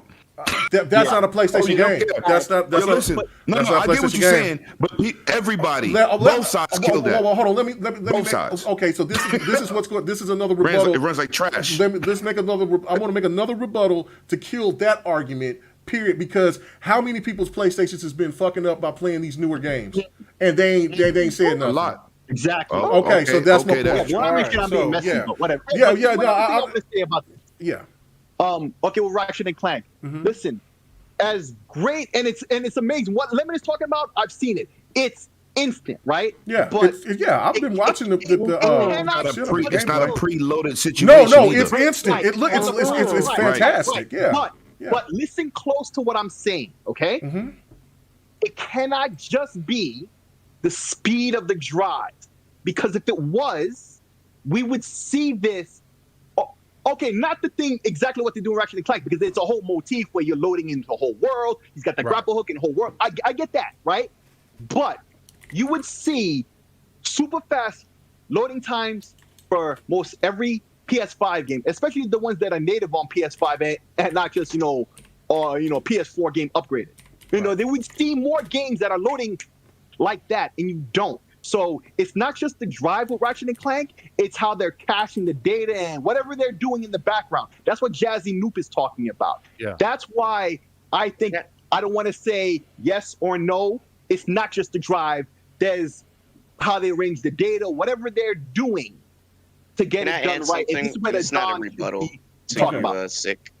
Like, can I add something? Yeah. It's not a rebuttal to anybody. Can we just say that if it was on PS4, it's not a true remake? Yeah, no, you're absolutely right. Slander. That was delicious. That was delicious. That was real delicious. That was real delicious. And then we got Ghostmark. Ghostmark says, "How do we know that SSD isn't fast enough? Do you know the exact speed that your plant needs to do whatever it does?" It's one of the fastest things out there. Right. Like, I mean, it looks. If you look at it, it's like, yeah, this is something that is definitely next gen hardware. Even though people might have this feel about the medium, and how, but that's next gen hardware as well, because the older stuff can't do what medium does, and so Ratchet and Clank could be in that same spot. I just I don't know. We'll see. I don't know. Keep going. Somebody said they wanted to say something. Go ahead. You good? Okay, all right. That was PK, but he said what he had to say. So okay. All right. So, I wanted to piggyback off K-Mega. Go ahead. I'm sorry. Go ahead. So you stated previously that some of the newer games that are strictly on PS5 the systems themselves are having issues running it. Yes. I just saw this week this gamer. She was on PlayStation. Mm-hmm. And she was having an issue. I forgot what game it was, whether it was Ratchet and Clank or Returnal. One of those games, there's a newer game released, and she was actually getting dragged in the comments and the replies on Twitter. And she was just like, "This is why I don't say anything, because a lot of people, when I mention I have an issue with my PS5 or a game is causing my system to crash, they're saying I'm lying." And I saw one dude, he was like, "I've never had an issue. You're lying." And I was just like, hold on. You didn't? What the hell? Do y'all not know how everything works? Okay, I'm going to say this to you, D. You're right. It was so weird. So there may be more people that are having issues. Because, I use Twitter, Reddit, to see about solutions. Thankfully, I haven't had to do it in a very long time. But I've gone to people like, "Yo, have y'all gotten the update? Have y'all had the issue?" And people will respond. But there are people that are just like, "Yo, what do I do with my system? It's having this issue." And instead of getting help from their quote-unquote community, let me not say that. There are people like, "Oh my gosh, try this, try this, try that." But there are people that are just like, "No, that's my system's working fine. You're lying." And it's just like, really, bro? I hear a lot of people had issues with Cyberpunk, right? Yeah. I didn't see one problem, but that don't mean it's not happening. I didn't experience that. I seen dudes talk. It worked crazy. a lot. It worked really well. It worked really well, but it still had its issues. Like the game still had. I just said I ain't never seen it. I didn't say it didn't have it, but it's the same scenario. But if somebody says something, I don't know why people take that personal, because if you're not having a problem, you should be happy. Why are you taking it personal? But it's obviously on Returnal. It's the roguelike side of the game I didn't complain about because I knew what I was buying. But I didn't see a lot of the issues either in Returnal. I just didn't see it. And then when everybody kept talking about it's crashing the system, I waited till 4 patches. I ain't want that smoke, so I waited. But I never got a chance to experience that door not opening. You know what I'm saying? Or it freezing up my system. I'm like, I don't want this system to freeze because PlayStations are notorious for getting bricked for doing system updates while it's in rest mode. I don't know why anybody puts a Sony PlayStation in rest mode. They've been getting bricked since PS2. Mine's always in rest mode. Situation. Mine's always in rest mode. Nah. You better not trust Sony. You better do your update manually yourself when it says it's time to update. I do it, man. I do it manually, but I don't ever. Don't let your system from Sony ever update itself. No, I don't let that happen. But I do put it on rest mode though. It can't. Shout out to my boy King David. PlayStation 5 broke. Shout out to Cognito. PlayStation 5 had issues. Listen, it is what it is. I never had the issue because I'm like, I'm gonna wait. I don't want that smoke. I'll wait. I just want to say, and listen to the whole thing because you're just gonna do what you did before, which is why I'm bringing this up. Before, when I was talking about the PS5, and you were like, "Oh, no," and what Lemon says proves it. Remember when the PS5 first came out? All over Twitter, people were showing the issues, particularly with Miles Morales, and the colored screens. And I've mentioned before, Lemon has mentioned before, PK. Assassin's Creed, that was a big one. Right, Assassin's Creed was a big one, right? Those types of glitches are consistent with overheating hardware. Yep. Right. Particularly GPU, right? This is the kind of thing I was talking about before, and you say I'm being all negative and messy or whatever the hell you were saying. Like, but it is what it is. We've seen it constantly. But what D is talking about now is, in my mind, why we don't hear it as much now. Because if you speak up, you get stomped down by 50,000. Oh no, they do. Yeah, no, no, that part is true. No, you're absolutely right about that. Who's coming after you? Right. And that one person who might be trying to help, he or she is drowned out. Yep. But by all these, fanatical cult members. Like, it's insane. Sad. That's why I don't want a PS5. This is what I called out before it came out. It was sus to me. I was saying this for a year now. It was sus. Now the system is out. I don't want one until they have that redesign or die shrink or whatever they do. And we're already hearing the rumors about 6 nanometer. Like, already we're hearing about this because there's a problem.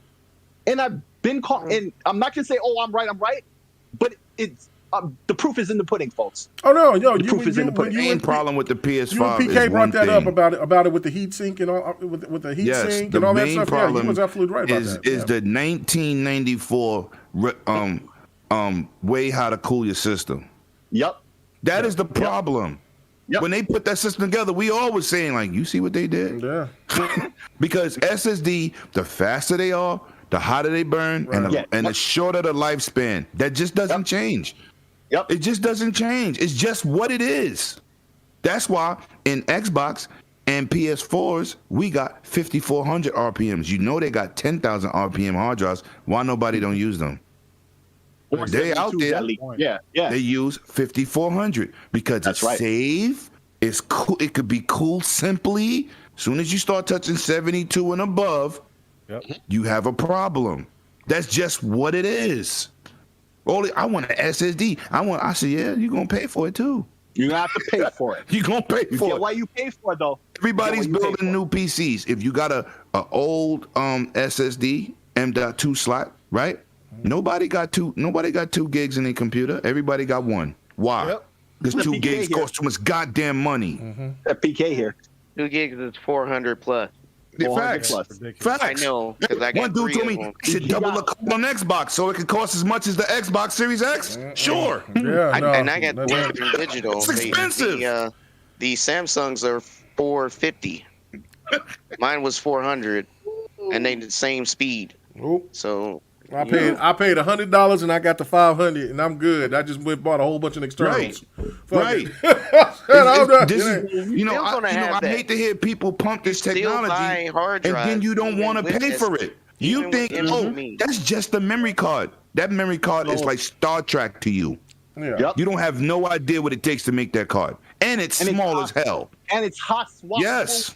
Piece of metal for the cooling that attaches to the heatsink. The boards come with the heat sinks built in now, but the thing is, all right, guys, we are nerding out. We got to get out of here. Come on now, y'all about to really nerd out here on me, and I'm gonna have to let the football players hem y'all's asses up, take y'all for your pockets. It's expensive. Yeah, it's that simple. All right, guys, thank you. We're about to get the hell out of here. Let's do our sign outs. Another great show. Can I go first? I know the ladies first, but can I go? Because I got to meet somebody in my city. Man, you just got to go use the toilet because you got your toilet fixed. Go ahead. I want to go clog it up. World premiere. 108 Dragons TV. Listen. Give you shout outs. Y'all can find me at 108 Dragons TV. All right, shut the hell up. Okay, D, where can they find you at? Wow. I give up my time for tomorrow. I changed my time for my man Pong Soul and you know my Steel. Shout out to your partner coming through to blow it up tomorrow. But we're going live tomorrow at 6 p.m. Eastern Standard Time, man. We're gonna talk all things E3, and I promise I'll talk about some more hard drives. No, you're not. Gotta go. Good show, y'all. Good show. See y'all next week. All right, man. Bye. Bye. All right, so Still Rain, the next person that got to get up early in the morning, man. I keep you until all night long talking on GRG, man. What's happening? What you got going on, man? Man, look, y'all already know what it is. Look, we had another fantastic night within the GRG kingdom. I'm over here live getting it in on Guilty Gear Strive. Y'all already know what time it is. Oh, you playing some Guilty Gear Strive? What you playing it on? I'm playing on PC. You already know what it is, man. Oh well, this shit we gotta run something. You need to bring. Oh yeah. We definitely gotta run it. I'm trying to get semi-nice. I've been running online. Okay. All right. Anyway. So look, that man. means PK got to pick it up so he can, Oh yeah. Get that head beat. I like to be on K Mega stream, playing around with them. You're gonna get your head beat in this. This ain't something one of these nights. Yeah. Man. We'll be playing it on Fight Night this week. Because my boy Yobi, he got it. Let me tell you something. BlazBlue and Guilty Gear is what I played in game battles. I don't care what you did, man. Tournaments, battles, whatever, man. And this ain't even. Come and bring it. Just bring it. You say that, but I say it, and I'm just saying. Come and get it.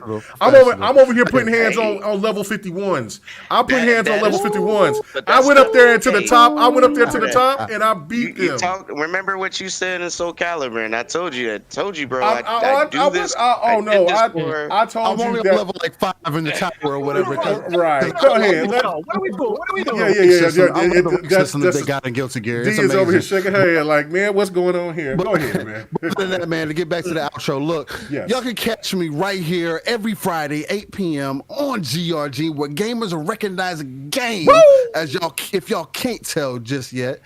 Where we keep it live, raw, and uncut, and then I carry it right on over into your Saturday morning, 9 a.m. Central, 10 a.m. Eastern, 3 p.m. UK time, with the brother from another, my boy Pong Soul, where we come and give you that rain and that soul to get you started into your weekend, give you that energy boost, that authenticity, that organic energy that I feel like only me and my bro can bring. And look, man, we're not console essential. We're just talking everything that's going on within the gaming universe. Other than that, man, look, we had another fantastic conversation tonight. E3 has been a hell of a week. It been hell of exciting to see what we're going to anticipate over the next year or so to get us to that next E3, and hopefully we'll be able to meet up next year and really get it popping and pop up a couple bottles or whatever the case. Yes. So other than that, man, much love to the chat. Y'all was getting it straight out in the mud tonight. And other than that, y'all have a fantastic night, and hopefully we'll see you in the morning on that living split screen. No doubt. Much love. No doubt. Six Slayer. You're over here taking it personal because I called you a fanboy. But sucker, you are. No, I'm just saying, like, I was making points and like, yeah, you was on your fanboy. Back when he's trying to make it, you can say whatever you want, but I be making points, and who's gotta like mess it all up by talking crap and then leave no time for your boy with the facts. But anyway. Oh, remember I do that? Remember you say every time you hear me do that, ha! You say it sound like somebody slipping on a banana or some shit? Anyway, go ahead, man. Yeah, well, you can find me on Twitter. You can find me everywhere. Great games to play it, except on any of Nintendo's platforms, because they straight disappointed me. And so you ain't going to find me on any of their platforms for a while longer, it seems. But come check me out tomorrow on the Dragon's Den with Pong Soul, one of the most friendly dudes I know in this community. Like, real talk, like, awesome guy. In fact, he's got like 3 podcasts to do tomorrow, so not going to keep him for too long. But yeah, come check us out tomorrow, a little hour earlier, for the Dragon's Den. And of course, right back here, GRG next week. Are you gonna do a Brooklyn or a Connecticut or hey, man, Philly? That's or, man. I'm a different type of Brooklyn dude, man. Okay, all right. Connecticut. Connecticut. Oh man, all right. D, thank you. You know what I'm saying, for coming as usual. Let everybody know where they can find you at, and yeah. Again, thank you. You were the voice of reason. That was very, very well done. Because me and Lemon was going to butt heads we still would probably be talking about it right now. So that was well done. Kudos to you. So where can they find you at? You can find me on Twitter at Gingy's Mom, and PlayStation and Xbox at Kirby Titan, and of course GRG every Friday night, 9 p.m. Eastern, chewing the fat, talking the news, all that jazz. But yeah, thank y'all for coming out. No doubt. And last but not least, PK, the man who swears he's just the best at every fighting game, but the ones he gets his head beat in, you don't ever see him, so he only brags about the ones that he can beat you in. So go ahead, PK. Soul Calibur and Smash. That's it. I ain't seeing you no Mortal Kombat anymore. Didn't see you no Tekken no more. Didn't see you with no. You still trying to be messy, man. Okay, go ahead. PK, where can they find you at, brother? What the? Oh, I want to be clear. I've never competed in Tekken or Mortal Kombat, but Street Fighter and etc. I could give you a list, but the point is, Street Fighter. I ain't never seen you put no hands on me in no Street Fighter. Listen, let me tell you something. Look at my achievements, cuz. All right, Okay. don't test me. Okay, hey man, look, don't worry about that. And it's like this. Just look at my gameplay and look at what I do to my competition. Victory is mine. What is it? The computer on level 1 or something? What is it? That's okay. That's okay. Yeah. Sometimes I'll be whooping ass like somebody's like it's a bot. But anyway, go ahead. Where can they find you at? Everybody tonight. Jeez. Listen, thanks for coming through. Thanks for everyone on the panel. Thanks for having a good show. I know we cut up, we poke jabs, but it's all love at the end of the day. And for show, definitely catch me here every Friday on GRG. Tomorrow we doing the Dragon's Den an hour early. We definitely still gonna have a good show, so check us out. Even if you're not around, check us on the rerun every Thursday. We're gonna be doing the 4GQ TV, and please be on the lookout for more content from me on my channel for show. We got some projects on the line, and you know, for me, I do things a little different. It's not all about gaming. For me, again, I'm the most electrified man in all entertainment, so that's what I do. And hey, guys, you know, after E3 would put the cherry on top for me is my man Milestone Media returns. Static's comic launched on Tuesday, and it was fire. I'm telling you now, check it out. It is the #1 selling comic on Amazon right now. Nice. All right. And I wish Lemon was here, but I saved this just for him. Guys, we're about to get out of here, but remember, the real GOAT in the NBA is this man right here, Michael Jordan. Don't you ever forget it. That's the true king. There, LeBron got bounced out the first round. Michael Jordan did it. Let's go. Gang. Michael Jordan, let's go. Everybody, have a good night. We close. We almost closed. A lot of people, we get to that 70% vaccinated, the people can start getting out and they can start doing the pants off dance off again. Let's go. Everybody have a good one. Not Georgia. We lacking. Are y'all lacking in Georgia? Geez. Oh man. Well, yeah, it's like 54% out here in Oklahoma, so it is, it is what it is. But, all right, guys, have a good one. Everybody have a blessed one. Until next week. Peace. Peace. That's a Lego.